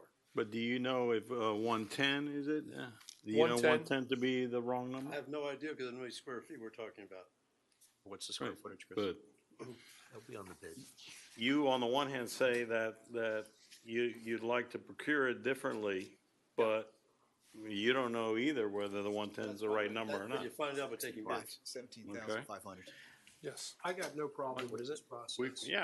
We've got somebody who's done this before and is giving us price. We do this with our cop cars the same way. This is a commonly employed, customarily prescribed methodology using a material that's very common. And they went through the competitive bid process at Broward College. I think that you had no problem persuading me that that number was a market good number. Mr. Mayor, may I make a comment to Vice Mayor real quick? I think he made a good comment, and I completely agree. More operations maintenance, good thing. But I do want the council to know our buildings are hitting 25 years. We're about ready to go in next year into our own certification process. And so this is something that we, anytime a building hits anywhere between 20 and 25 years, you begin to see significant issues. And so we're seeing it now, so we're paying more attention to it. So that's why. But no, you're completely right. We need to pay more attention to it. Okay. Any other questions, comments? All those in favor? Aye. Aye. Opposed? Me. Motion carries. It's closer to an A. Jocelyn? Yes. He's getting there. I don't know, I feel similar to Ed. I struggle with this type of procurement process, so I'm going to vote no as well. Okay. Only as a matter of principle. Thank you. Okay. Thank you. But Chris, it's a The great motion solution. carries. It's a great solution. Thank you. The next item is a capital project authorizing resolution of the Village Council of the Village of Key Biscayne, Florida, selecting the Stout Group LLC and Metro Express Inc. for milling and paving roadway construction pursuant to invitation to bid number 2025-10, providing for authorization, providing for implementation, and providing for an effective date. Move. Second. Thank you. Been moved and seconded. It's properly before us. Discussion? What are we approving? Who? What are we approving? I see we're going to approve the contractor, but how are we going to determine if they're giving us a good price? So we received bids on line items from 3 contractors. And we compared not only the pricing on that, but the contractor's ability to do the work and their past history. We went through and analyzed all of those, and we're selecting the contractor based on a number of criteria and came up with a scoring for those contractors. My question is, so they gave us a price now. How long is that price good for? The entire contract. There's no escalators? There is an escalator built into all our contracts. It's tied to CPI, but just to be fair to the That's good, contractor. fine. Yes. You answered my question. Yes. Other questions, comments? When this road work is completed, is there a process by which we define what the scope of that work should look like? As far as the width, how we handle this type of work? The design criteria for the contract is tied to both FDOT, Green Book, and Miami-Dade County's Public Works Manual for designs. But also, Vice Mayor, I want to make sure it's clear. What you're approving is a continuing I service understand. contract. Okay, I'm I just, want to make sure. it's just a follow-up question, to understand. Right. So the individual projects are going to be statements of work. There'll be work orders. Correct. So There'll be you work get orders. Unit prices are like just go ahead and give them this thing on a unit price basis, right? Correct.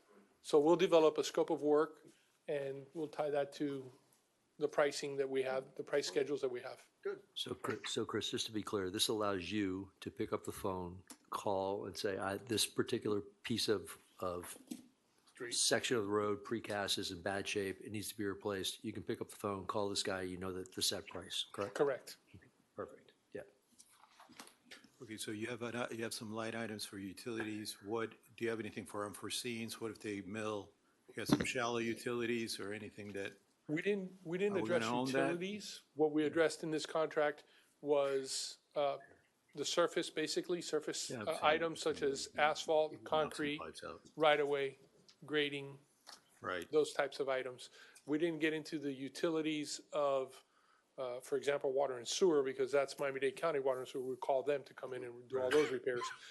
But, and then stormwater, we have an on-call contractor that we've been using, so. I'm just saying, when they use those rollers, you never know what they're gonna break below.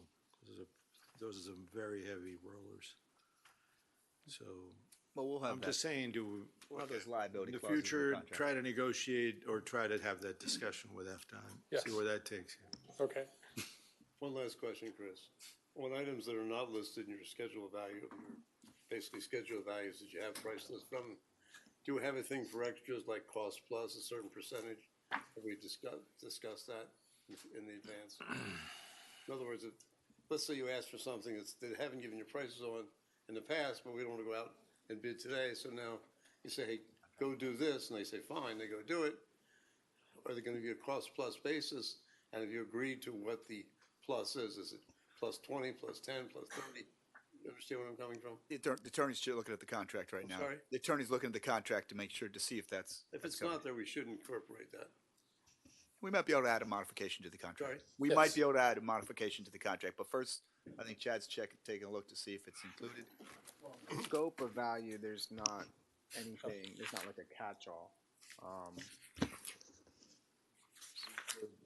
Build something in the terms of the agreement itself, but there's not a catch-all category based upon a unit price in the. I'm talking in about the- extras, basically, the unforeseen extras. Yeah, so, Yeah, correct, but we don't have a unit price for that. I'm You're not saying. talking about a yeah, unit that's price. why, that's why it's understand. cost So- plus, Chad. I'm talking about it's So- gonna be cost plus. Right, Cost plus, the so- question is, what is the plus? That's all. What's the plus? So we can build in to the contract that concept if it's Yeah. not. Up to what amount though, I guess? I would say up to the manager's. No, so- just a percentage Okay. of what they're gonna charge. All right. You guys will agree to give them the job or not give them the job, and they'll tell you what it's gonna cost approximately. And they're gonna make a profit and overhead, which they're entitled to. Just the question is, what's that percentage gonna be? That's all I'm saying. Yeah, we'll look at that. I think if you look at the list in there, I'm not sure if you had a chance, but it's pretty extensive. I But looked, if yeah, there's I'm- something we missed, I know what you're I'm just saying. saying, it's for unforeseen. I mean, No, I know what you're saying. there's nothing better than the contract. That's having not in extras. here, you're saying. Right. Yeah, it's not on the list. There's You nothing bring up better a than the very valid contractor point that have not because- agreed to extras ahead of time. Bring up a very valid point. I Right, mean, Michael? they can break you to, when those rollers start, they. He's just talking about, like, so if But if he's- Christine's five bricks put over here, and he wants to know, Ed just wants to know, okay, the 5 bricks are gonna cost X, how much are you gonna, what's cost plus 10, cost plus 15, cost plus 20, That's what's the all. number? It's simple. I'm worried about the utilities. Yeah, And put it into a contract, that's all. So you're not surprised. we can get it. You got a line item on it? Okay. All right, so we'll add that in. Thank you. We can add that into the contract. Consensus of council? With, with the amendment, Chris, The because we're, resolution, oh, excuse me. sorry, just because we're talking about repaving roads and whatnot, and I think people will agree that our internal residential roads need a little TLC. Is there a plan? Do we have a plan for looking at that and We actually have a pavement condition index plan that shows us where all the most critical roads deficiencies are. And we're going to address hopefully using this contract, the most critical roads first, and every year go through that plan. I anticipate getting through the entire village within 4 years. So this year, in fact, it's already improved in the capital plan. We have a plan to pave all the roads on the islands in the south and also Calusa Park. And we pay this out of the transportation fund. It comes out of CITT and the local option gas tax. And then we intend also to put aside $500,000 again for next year to do the same thing. We're also planning to tackle the traffic calming devices and speed humps as well. Because we got some issues in the village on those. so 4 years, and when do we start? This year. This year, This year as when? soon as we approve this and we can get the I'm contract. challenging him to come back on July 29th with a work order, so. Okay. Right, Chris? Yes, sir. All right. okay? All those in, All those in favor I as, think- Aye. as amended? Is that an aye? Aye? motion carries. Just making sure. Let's go to, mayor and council members. It's all you, Mayor. It's all you. Yes. I mean, with this. Follow-up from staff about installation of barrier on Crandon Boulevard, right turn lane. Councilmember Bracken. So, you're following up? Right, so we did examine this and particularly looked at a product that's similar to what they've used in Miami Beach to separate bike lanes. And there's a couple challenges particular to this location. Once you're past where the turn lane develops, this would actually be a bad solution from a cyclist standpoint because you need space to maneuver in those cases. And in any other case, you actually, the vehicles need to be able to make that turning movement. So we couldn't put the physical barriers in that location. You could put them before you get to the turn. I don't see, like, I bicycle that every single day. It's always going to be just a point of merging traffic, merging elements. Everybody needs to have their head on a swivel, particularly cyclists. There is an option as well to go up on the sidewalk there. Maybe we could make that a better accessible option. But I think if you're staying in the bike lanes, it's just an area where you have to be careful. And that applies to, I think, any and all intersections. There is also crash data that shows that is not an area of concern. We have, if we wanted to, and of course, you can always make things safer, you can always prevent, but data is important as well. And the data doesn't show that to be a dangerous intersection. I think I asked the police chief to comment in more detail, but what we have seen is the most dangerous intersections are driveways at a couple of the shopping plazas. So we could maybe expend some effort there, but working with private property owners. But this isn't historically a dangerous intersection. There's a lot of interaction. But I think we see that, that means people are paying attention more too, because there are some different movements and things. So my concerns are, we have a resident who's in the back room who's expressed concerns about this.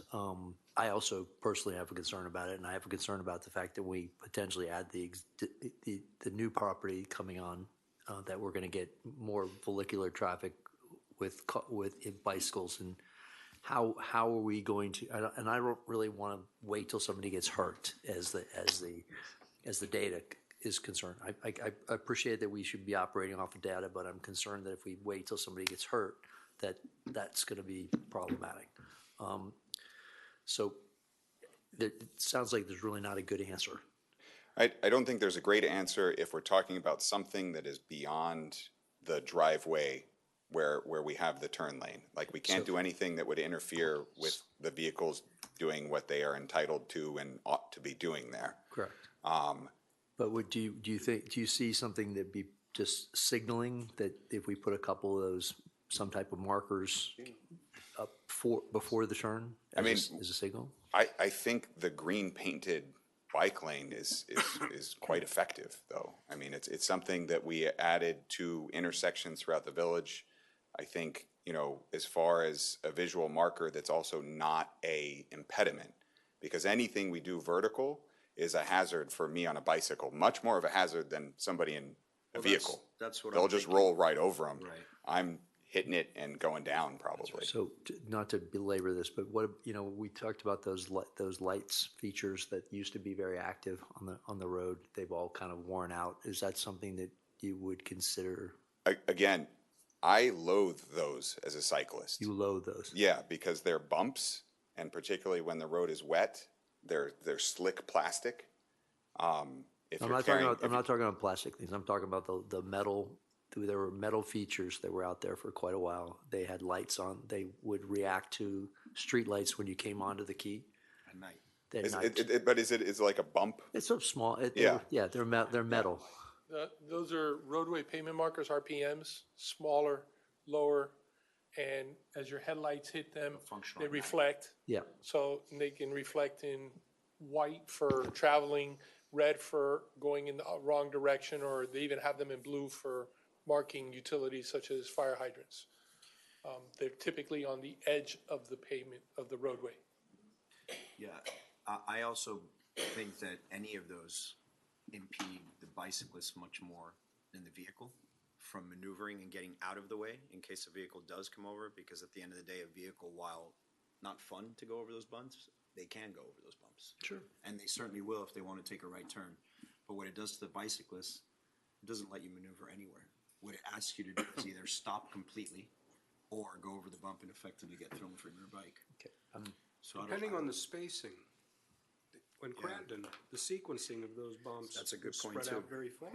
But it's a small space, and so Yeah. when you think about that spacing, you'd have one or two of those, maybe? I'm not suggesting, Oscar, that we put them in the turning area. I'm No, I know. suggesting that we do something proactive to sort of warn Before. people. Or maybe we stripe the road and say, caution, or something to the bicyclists that we put on the pavement.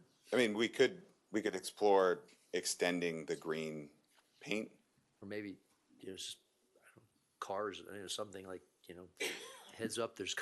What about, I don't, just something that would address obviously the bicyclist has a responsibility, okay, and, for sure. But I just would like to see, maybe we can talk about this again. We don't need to Yeah, make look, a I think decision today. there are small divots that you'll see on a highway that are meant to wake people up when they start to fall asleep, Yeah. that are not very impeding for a cyclist, but yet do give some kind of warning the moment you start hitting it.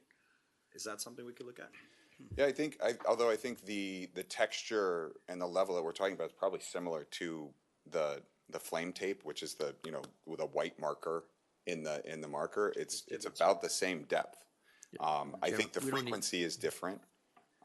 In that case, keep in mind, anything we do there, we need to get county approval, because it's their right of way. So I'll explore, we'll reach out and explore that option. And we will look at adding potentially some kind of barrier, because there is a moment where, you're coming out of Calusa, there's a turn and a little bit of an S turn. There's a lot going on there. Where you could be before we get to the intersection with the driveway and the right turn lane. That Thank we you, can Chairman. inquire Appreciate about. that. To add to that, I have a meeting with the county. Already set up to look at the entire corridor, and this is one of the items that I'm going to be addressing with them. Thanks. Mike, just so you're not too frustrated, we've been talking this week about the crosswalk situation. There are not easy answers. It's so complicated. Yeah, I went on that, the underlined, and one of the things I talked about was those specific issues. And by the way, Nancy, they do have ones that talk. So the ones that we have don't talk, but the talking ones would probably be helpful. I agree with you that the crash data doesn't tell the story, because as we discussed earlier this week with the manager, then it doesn't account for all the near misses. The near misses, And the exactly. near misses happen All the time. all the time.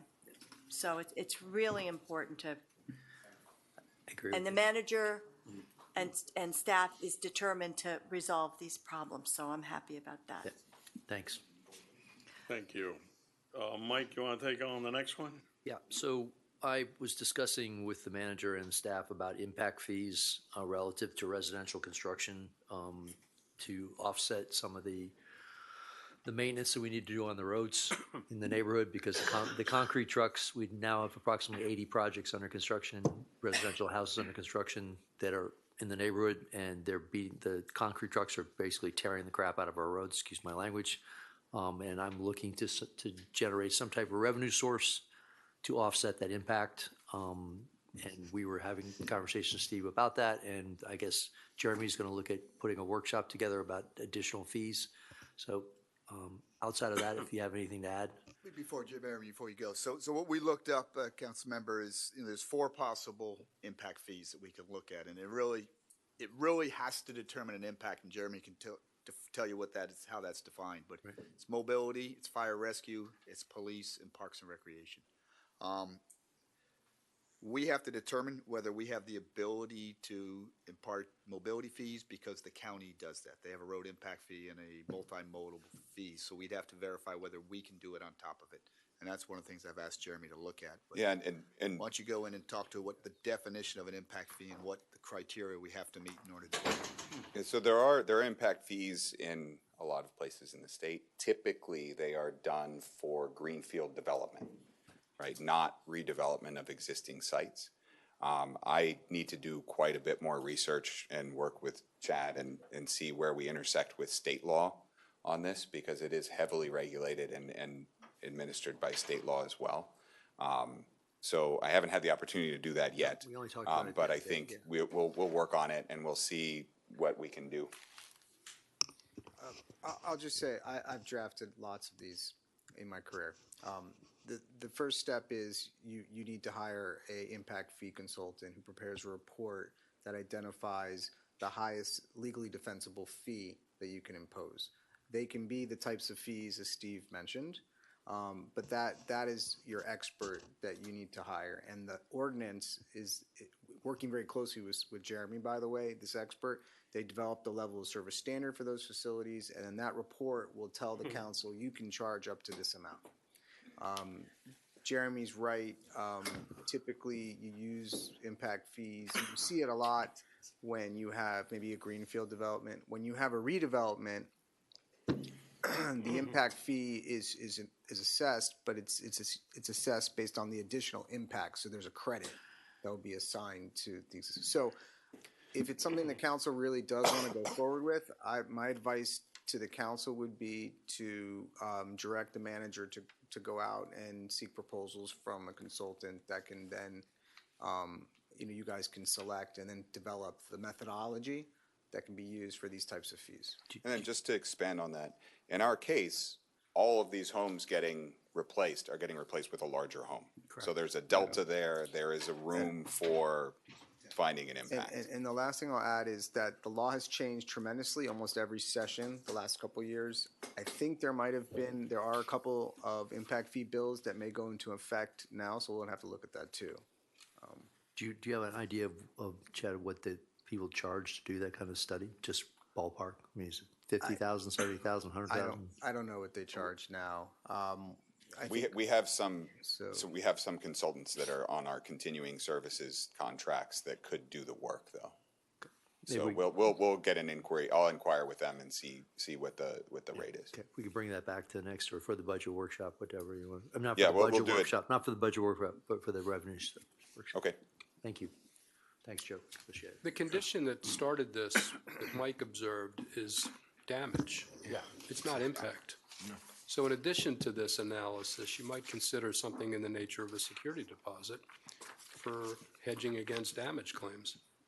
Before and after pictures. We did that last year with an ordinance for major development. We have not done that for residential. We could do that. Right now, we just require them to fix that which they cut in order to put in utilities. Yeah, but we are dealing with sort of off-site further impacts. Yep. It's been, we're just, So there is the numbers are set. precedent to doing that. It's just we've reserved it for larger development, not for residential homes. I mean, some of these homes now are getting to be pretty substantial in size and to the point where they almost need to be sprinkled. So, I mean, yeah, so. I think our fire marshal would love that. Yeah. I think Councilmember Kaplan had a very good observation because impact fees are used to expand capacity, not for repairs. But I think that, when I heard you speak, it was more in terms of like these are, there's a lot of development, bigger homes that, we may need to have, some of the capacity may need to be expanded, whether it's for parks or for roads or whatever it may be. The repairs, you're correct. They're not covered by impact fees. There might be another mechanism that we can look at. Doesn't Coral Gables require their residents to post a bond for that purpose? Well, we talked a lot about posting a bond this year. I don't know if, maybe Chris knows, but I don't know offhand as a single-family homeowner. I think, Chris, you may know, but usually there's discretion to the director in those circumstances. I'm sorry, I don't know about a bond for roadway work, no. A bond for damages? For damages to the right-of-way, I'm not sure about Coral Gables, no. But we adopted, we adopted an ordinance last year that would accomplish that for most developments and at least gives the director or the manager that ability to impose that. For major developments in the village. And we already have an ordinance that requires any damage to sidewalks or any cuts in the asphalt for utility connections, they bring it back to. But with that, we have to go after them. We have to. No, we don't give them a CO until it's done. Okay. But just to Jeremy, just so like I constantly see the guys pumping concrete into the drains, for example. I mean, they're washing out the truck. Yeah, they're washing out the truck. Okay, at the end of the pour, and they're taking the truck and they're just rolling over to the drain and shoveling the SS concrete down that drain. okay, which makes your life miserable, okay? But that's not, and look, we don't have enough people to run around and monitor every house because there's 80 of them. So, and, as a council person, I don't feel like I can walk up to somebody and say, hey, buddy, what you're doing is not appropriate. I do it, but I also don't think it's a great idea. Yeah, I should be calling somebody Call for us sure. immediately. Yeah, Call but- us. If but- we got concrete going into We'll be our there in a storm drain, call us, heartbeat. please. Yeah, but just, Have 5 guys that'll be there in a heartbeat. but guys, we all know people take the least less of resistance. I mean, Yes. Okay, so Mike, you brought a good point up. If we don't want them to do that, we need a place For them to where they do. can wash the trucks Right. down, because you can't leave the excess stuff in the barrel. Right, okay?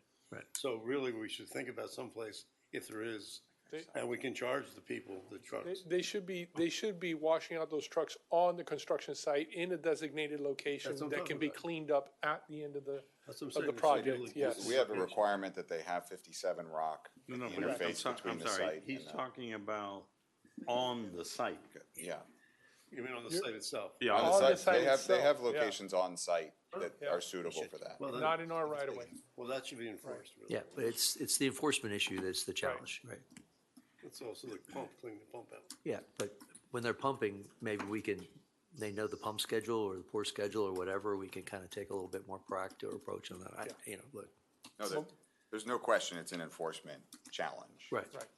I also think, we've, I've thought about it when I was talking to council member Stoners, I think we do a good job if it's in front of the property. I think that what you're bringing up, council member, is we're damaging more than the roadway that becomes access. And so you can't really necessarily say it was this house, or this house.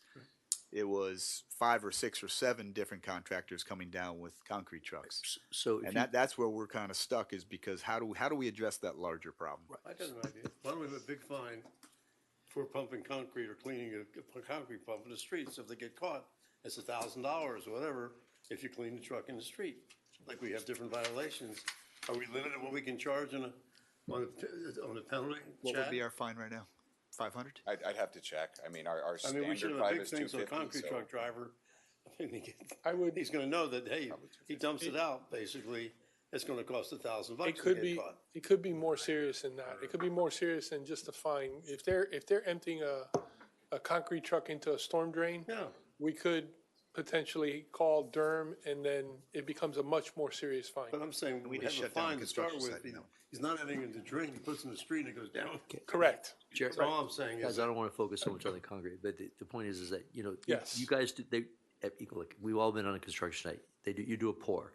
They've got sand, okay? All this stuff is going right into the site, right into the street, okay? It's happening every day on every job site because it's just the nature of the animal. We get a lot of rain, and it goes to the street. There's got to be some means and method to control the sites a little bit better than just this fenced-in screening that doesn't keep any of the crap off the road, including the Keep in mind, sidewalks. They're responsible for maintaining structures around the drains to prevent erosion. Jim, I think what we could do is, and look, we can talk about fines on construction sites. I've said this before, the really effective method for getting compliance from construction is a red tag and shutting the construction down.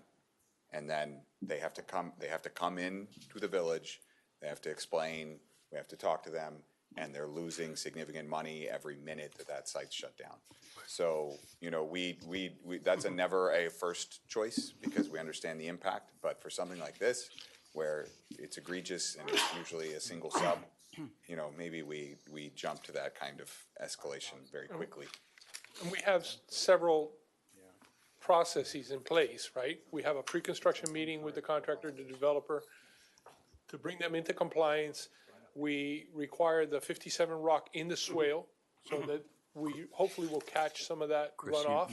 look, there's the clean do. contractor and there's the dirty Yes. contractor. And you can walk on the job site, you can see who's the clean guy, who's the Yes. dirty guy. And the clean guy is always faster than the dirty guy. Sure. I mean, this is not rocket science. You've done this 100 times. Right. But, I but just, we can also notify every barrel truck, every concrete mix operator, that in Key Biscayne, if you dump in the street, this is gonna happen. Sure. In other words, everybody's in the business. Yeah, preemptive thing. A preemptive thing, let all them know, they let their drivers know, hey, you do this, it's $1,000 or whatever, or there's a red tag for the owner, add $1,000 or something to make sure people don't do it. Or should we say, not people, most people don't do it. It's always going to be some violations. All right, why don't you guys bring us back some ideas so that we can look beat at this to it? death. Sorry, I didn't mean to take Councilmember this much London, time. to your question, if the violation is considered to be uncorrectable, it's a $5,000 penalty. So I think if someone So- dumped concrete down our drain, I think that would And that would have to be go to that determined. level. It would have to be Correctable, determined. but very but- expensive to correct. All right, let's keep going. Advisory board appointments. I need your help, the liaisons, okay? That you please, when somebody comes off of your board, make sure you let the clerk know. So, and also it would be very helpful if you guys have some resumes of people that would be interested, that would be of interest. So, let us know, send the information to the clerk, but that would be very helpful.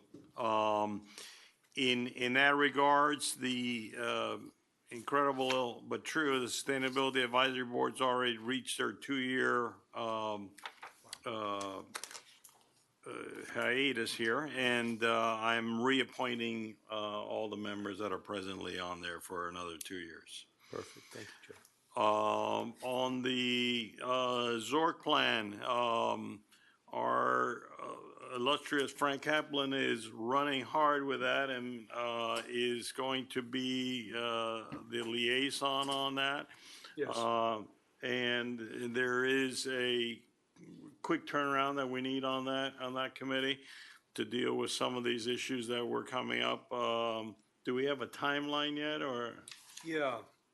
Number one, I think we did a good job with discipline, identifying a relevant but limited scope of work. Okay. Number two, we put a tight window, 2 meetings a month for 3 months? For 3 months, yeah. Okay. So with the end period, our expectation is that we'll receive a report with that at the end of that. Yeah, so we would expect a report or even draft ordinances by September so that we could act quickly. Okay. Yeah, our goal is to have this done, second reading, no later than November. Preferably no later than October, but definitely no later than November. Okay, great.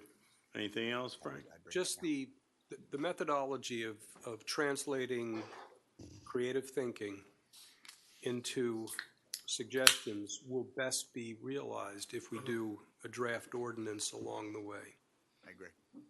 Yeah, just build it meeting by meeting each time. Yeah. Well, I think, Mayor, I was going to bring something up during my report, but it's relevant to this discussion.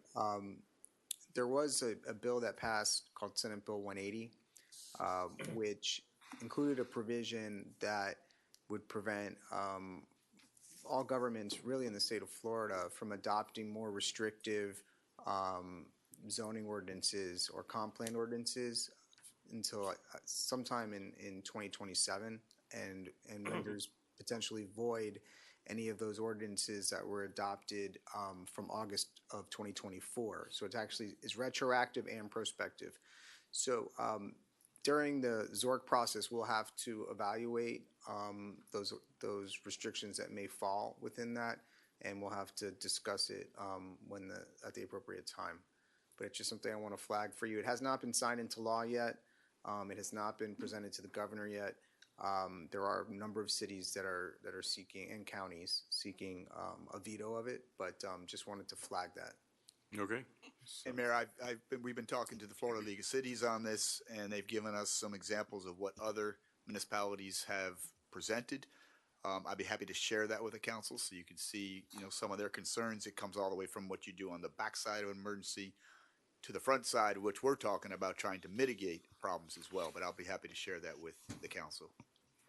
Okay, very good. Let me jump down to number 7 that requires a lot of your input. We usually end up canceling this July meeting because everybody goes away. Are all of you good with doing that this time around also? Fine with me? I'm fine. Canceling it. Canceling, yeah. That's good. Okay, I've got consensus of council? Yeah. All right. Mayor, you're going to get my, my annual, no, but I don't get a vote, but I do get to make noise. We got a lot of stuff coming up, and I just want to make sure if we want to get stuff done, we need this time. If you do recall, from here going forward, we have one meeting before we go into September, which are full of budget hearings. So that's going to be my But annual. we are meeting June 17th. We're meeting July 1st. No, no doubt there's lots of meetings, but I'm talking regular council meetings. No, trust me, I know there's a lot of meetings. We got 3 back this And week. not all of us can go on vacation like Ed already did, but you know. I don't get a vote, but I will make noise about this. We All have right. a lot of stuff. Jennifer and I have been going over that agenda, and we Yeah, have if we have an emergency, we can always consider it. Let's go back to number 5, the street light project. Something I've been talking about for quite a while. And it's something that's showing up consistently in our surveys, and we need to address it. Mayor, I'm pleased to announce that We have some money in the budget for it. I thought we were gonna make a deal with FPNL. Yeah, but that hasn't come fast enough. Okay. Have we also still considered possibly just putting solar lights on? And we have talked about that also, yes. Okay. So since our last update in April, we made some solid progress with our consultant firm, BCC Engineering, and we've developed a scope of work to move forward with a complete assessment of our streetlight system. The scope of work includes mapping and analyzing every light fixture in the village, identifying where we're missing any coverage, especially in the key pedestrian areas, and developing a strategy to bring all the village-owned streetlights under the FPNL responsibility. The project also is going to include converting our existing light fixtures to a more energy-efficient LED fixture and installing new lights where we have dark areas or where they're needed. Then we're going to move into designing a phased approach for the dark areas, which mainly are within the northern portion of the village. And we're going to come up with a full design for installing new lights. The end goal is to modernize and unify a unified lighting system and improve the safety throughout the entire village. We also, to touch on your point, Councilman London, are looking at a pilot location for the solar-powered streetlights, which has been identified, and we're currently working with several vendors to see what the cost for that would be. Great, thank you. So the next steps moving forward, I am anticipating to bring to council at the next council meeting when it's held, the recommendation to award You didn't move fast enough, you see? this contract to BCC Engineering. We are currently negotiating their price, and I think we have managed to come down to a pretty solid number. As you stated, we do have money in the budget to move forward with that. I think that's a major step to getting this project done. I know it was one of the initiatives the manager gave me when I started, and it's been quite a challenge to get to this point. Okay. Questions on that, anybody? Do you have any information about the quality of light from the solar lights? Not yet. Every vendor has their own touch on the light and what their fixture looks like and what their solar panel looks like and things of that, how large they are, how small they are. So we're still working through those aspects to find out, how good they are. Eager to see that. We don't have a lot of data as far as historical information yet for our comfort. You know, they've been out, they've been around, they're used more in residential applications with HOAs, not so much in a commercial application like we would want. Looking forward to seeing what Yes. that might look like. Okay, great, thank you. You're welcome. Next issue on the, Jeremy, on the metrics, have you got something for us to look at yet? Yeah, so we're actually exploring options to make a public-facing system where we can provide metrics. So there, Right, but you were gonna go back, talk to Acela, is the Yes. software and Acela? So we have Do really they have two- like an executive? you Yeah, know, we've got two options. If we want to make something that is like literally live facing at any given moment, you can go and you can see data.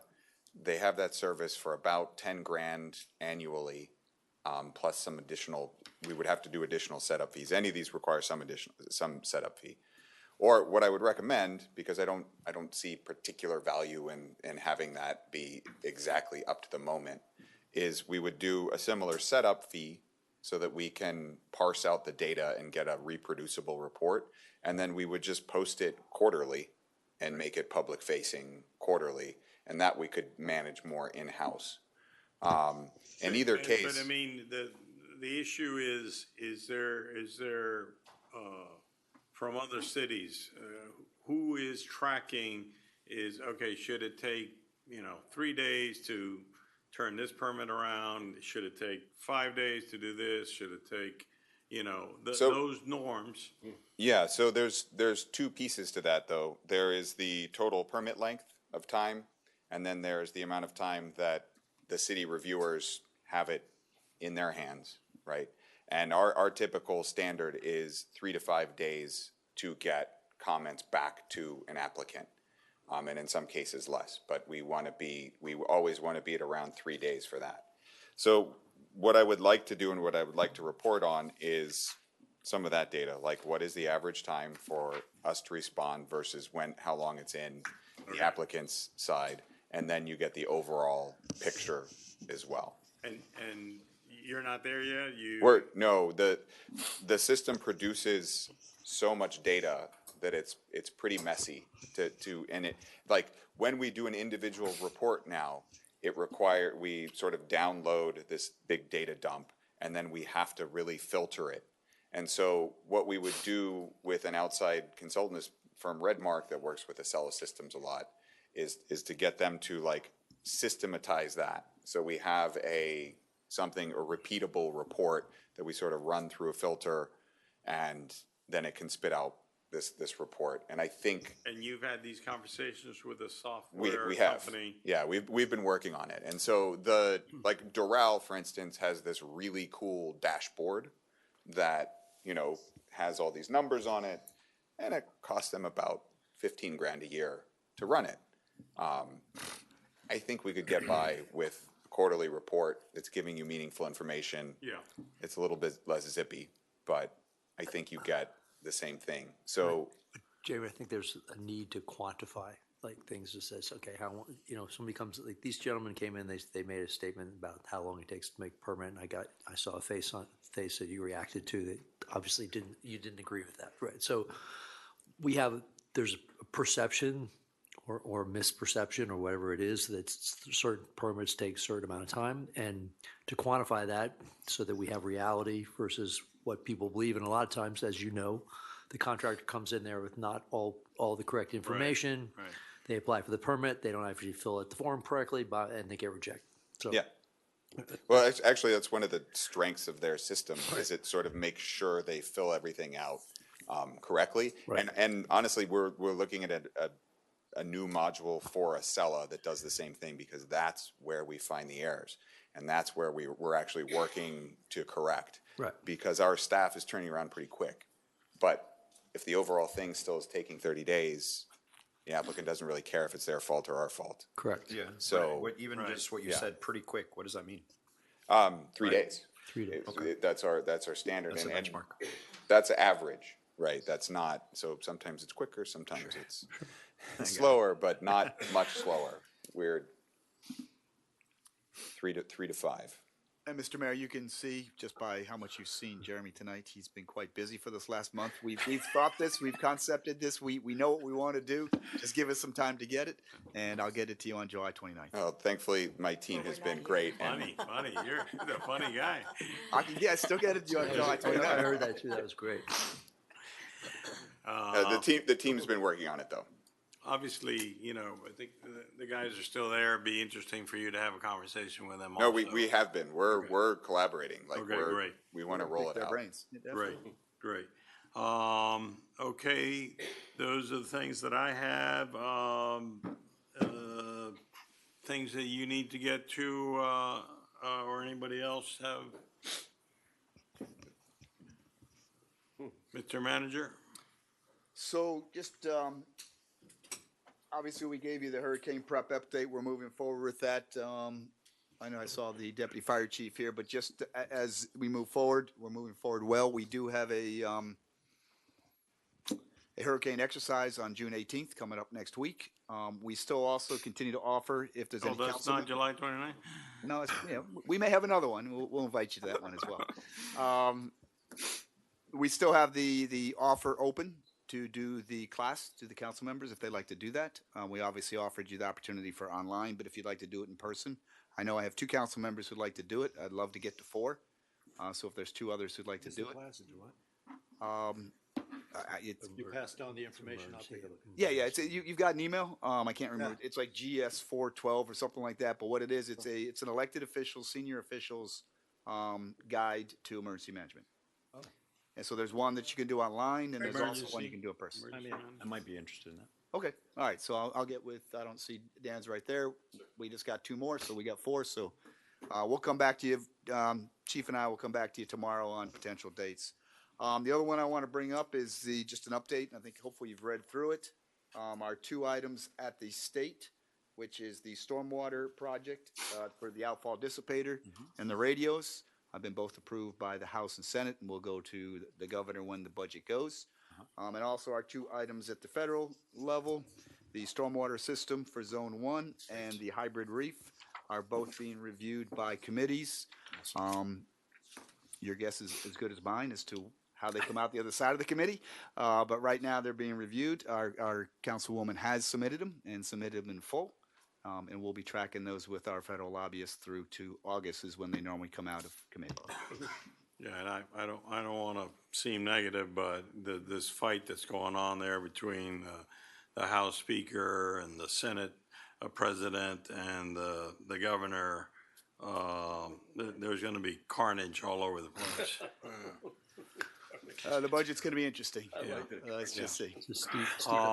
And I think, some of us have already heard it directly from Rep. Lopez, but this issue of property taxes, my friends, not going away. They're going to bring something. They're going to bring something, and I heard that the governor might call a special session to have them address this, so it's kind of like putting them in an awkward position. And obviously, this is not good for us, where we get 72% of our revenues from property taxes. So we're going to have to collectively fight the fight here at some point. So a couple things we're going to do is during the budget workshop, Benjamin and I are going to come with some recommendations on how to diversify our revenues. I'm also going to I'm going to ask him to run some scenarios of certain percentages if our ad valorem goes down, so that we can kind of have an idea of particular scenarios that we might have and how we might to adjust to it. And I had a third one, but I can't remember. But I'll get back to it in a second, and it's going to come right back to me in about 3 seconds. Major sources of revenue are available to local government, if not property taxes. They brilliantly have not suggested which ones there would Well, be. is there anything available? Yeah. he would have to increase the sales tax. That'd be a state level. Yeah, and then you would be dependent. Again, for to give you the money. Yes, horrible situation for us. Control, that's Yeah. all. It's like the schools. For us, it becomes, we begin to look at some of those things that go to just certain residents, and we make a higher fee for service. But still, I'm versus. talking about, but materially affect the 70-some% we're getting from. No, I mean, the likelihood of us, we might be, if we're able to enact all of them, maybe get to 65%. So we're not bringing it below 50% of our revenues. So we might be able to tweak it on the margins, but it's never going to, our major revenue source has been and always will be ad valorem taxes. So Steve, a question, more basic question really, what are the offsets for infrastructure? I mean, most of our infrastructure is funded, or our bonds through our taxes, and what do we anticipate for our infrastructure? I'm not sure. To protect our infrastructure, yeah, how do we gonna pay for? Well, let us run some scenarios. Right now, we're building a budget. We got to build a budget first for next year. Now we're going to run some scenarios of what the impact of reduction in ad valorem might be. Just to let you know, I know where I wanted to go on this. So, the Select Committee on Property Taxes, which is being run out of the House, has a deadline of coming up with recommendations in September. This year's session, when we say next year's session, Starts early, yeah. starts in October. So that's when it'll be turned over to the legislature to go through that process. So this is something that we're going to have to watch very clearly as we go through. We'll make sure that we'll run two scenarios. I'm looking at a 10% and 20%. Let me back up, and the reason they're going to probably get something done is that then they put it on the general election in November of 26. 26, which would then be enacted in fiscal year July 1st of 27. Which you assume that most people would vote for. Most people are going to vote for it. Most people are going to vote for it, yes. So this is real, and we will run the scenarios. I would say we're going to present it on July 29th, but I won't do that again. We're going to present it sometime in August, just to give you an idea of what that impact might be.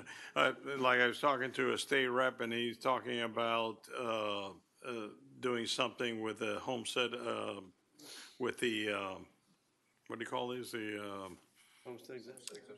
no, the 25,000, 50,000.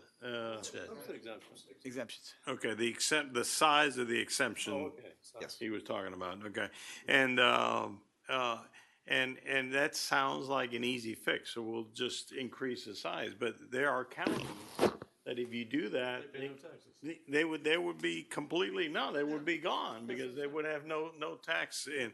So it's going to be a very difficult situation to figure out as to what is going to work throughout the whole state of Florida, which is their problem. It's like what they could put in for the urban areas doesn't do anything for the rural. But they could increase tax or VAT or something, and then control everything from Tallahassee. Yep. So it's interesting you said that, Mayor. I've heard a couple things come out of the Select Committee that maybe there are too many counties or too many municipalities in the state of Florida, and maybe they need to be consolidated. That's coming from our state. So just want to kind of give you the idea that what they're thinking about. Completely different subject, Steve. We had a conversation the other day about a high water vehicle that the fire department was going to come back with the budgetary numbers of what that would cost to procure one of those vehicles. That they were talking about. It was a modular device they could put different components on. Have we gotten any feedback on that? Well, I'm talking to the fire department on the true requirement for that. Okay. And then once we determine that that's necessary, we'll come back with a recommendation. Steve, I don't know if you want to take just a real brief moment and walking us through the flood response report. I think we had some key, nice, I'm gonna actually good, bring Chris up. some good key learnings and Yeah, there what was you're some doing fantastic here. stuff. Yeah. Yeah, and so just to kind of set the conditions, so what I've asked the team to do, not to the level of what we do during a hurricane, but in advance of what appears to be a significant rainstorm coming in, which is what we experienced last week, to put together an incident management team. But this one is mostly focused primarily on public works, and I think he's coming up on my right eye.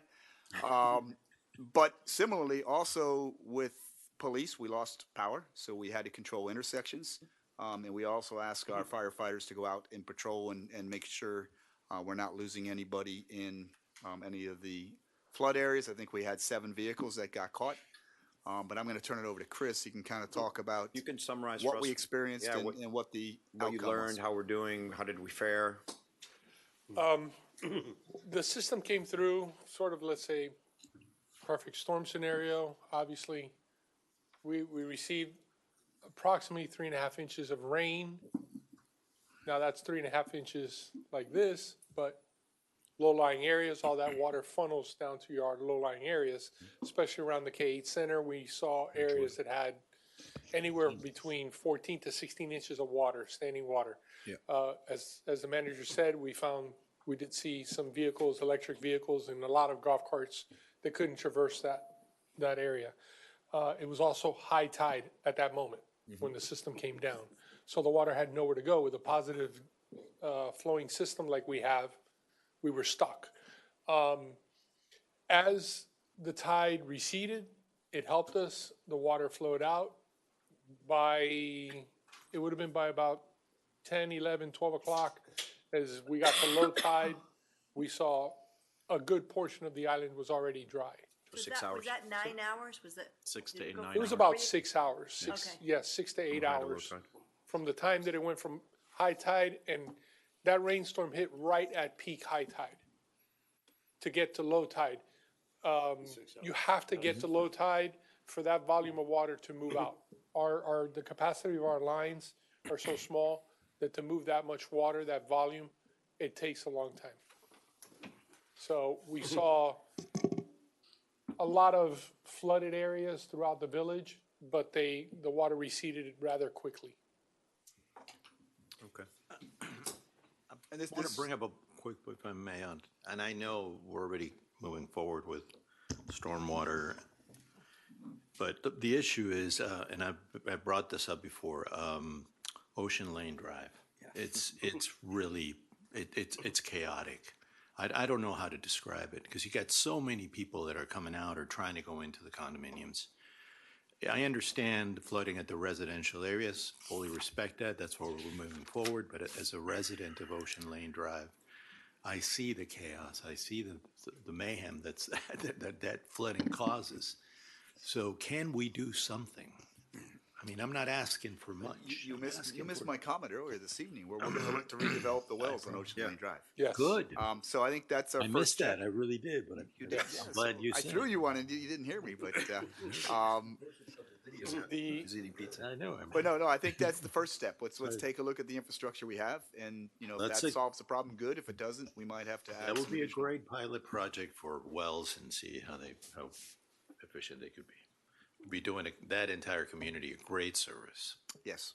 Yes. So we definitely recognize. And they'll be that. thankful for it.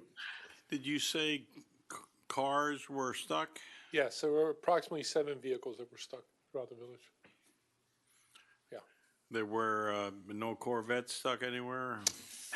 No, I didn't see any Corvettes. I heard they were mostly electric vehicles. I heard the Corvette couldn't move.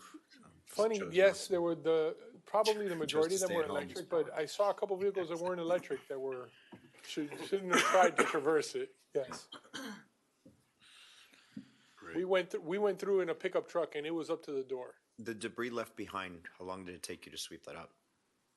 We had the There's still quite a street lot. sweeping contractor out the next day Yeah. doing a full sweep of the village. There's Obviously, still quite a lot of debris out there. yes, there was still quite a lot. You see the water line from the debris that's left up into the swale area in the grass. He can't get up there to clean that off. We would ask the residents if they could help us, scoop that up and you can put it in your garbage and it'll be taken away with your regular garbage.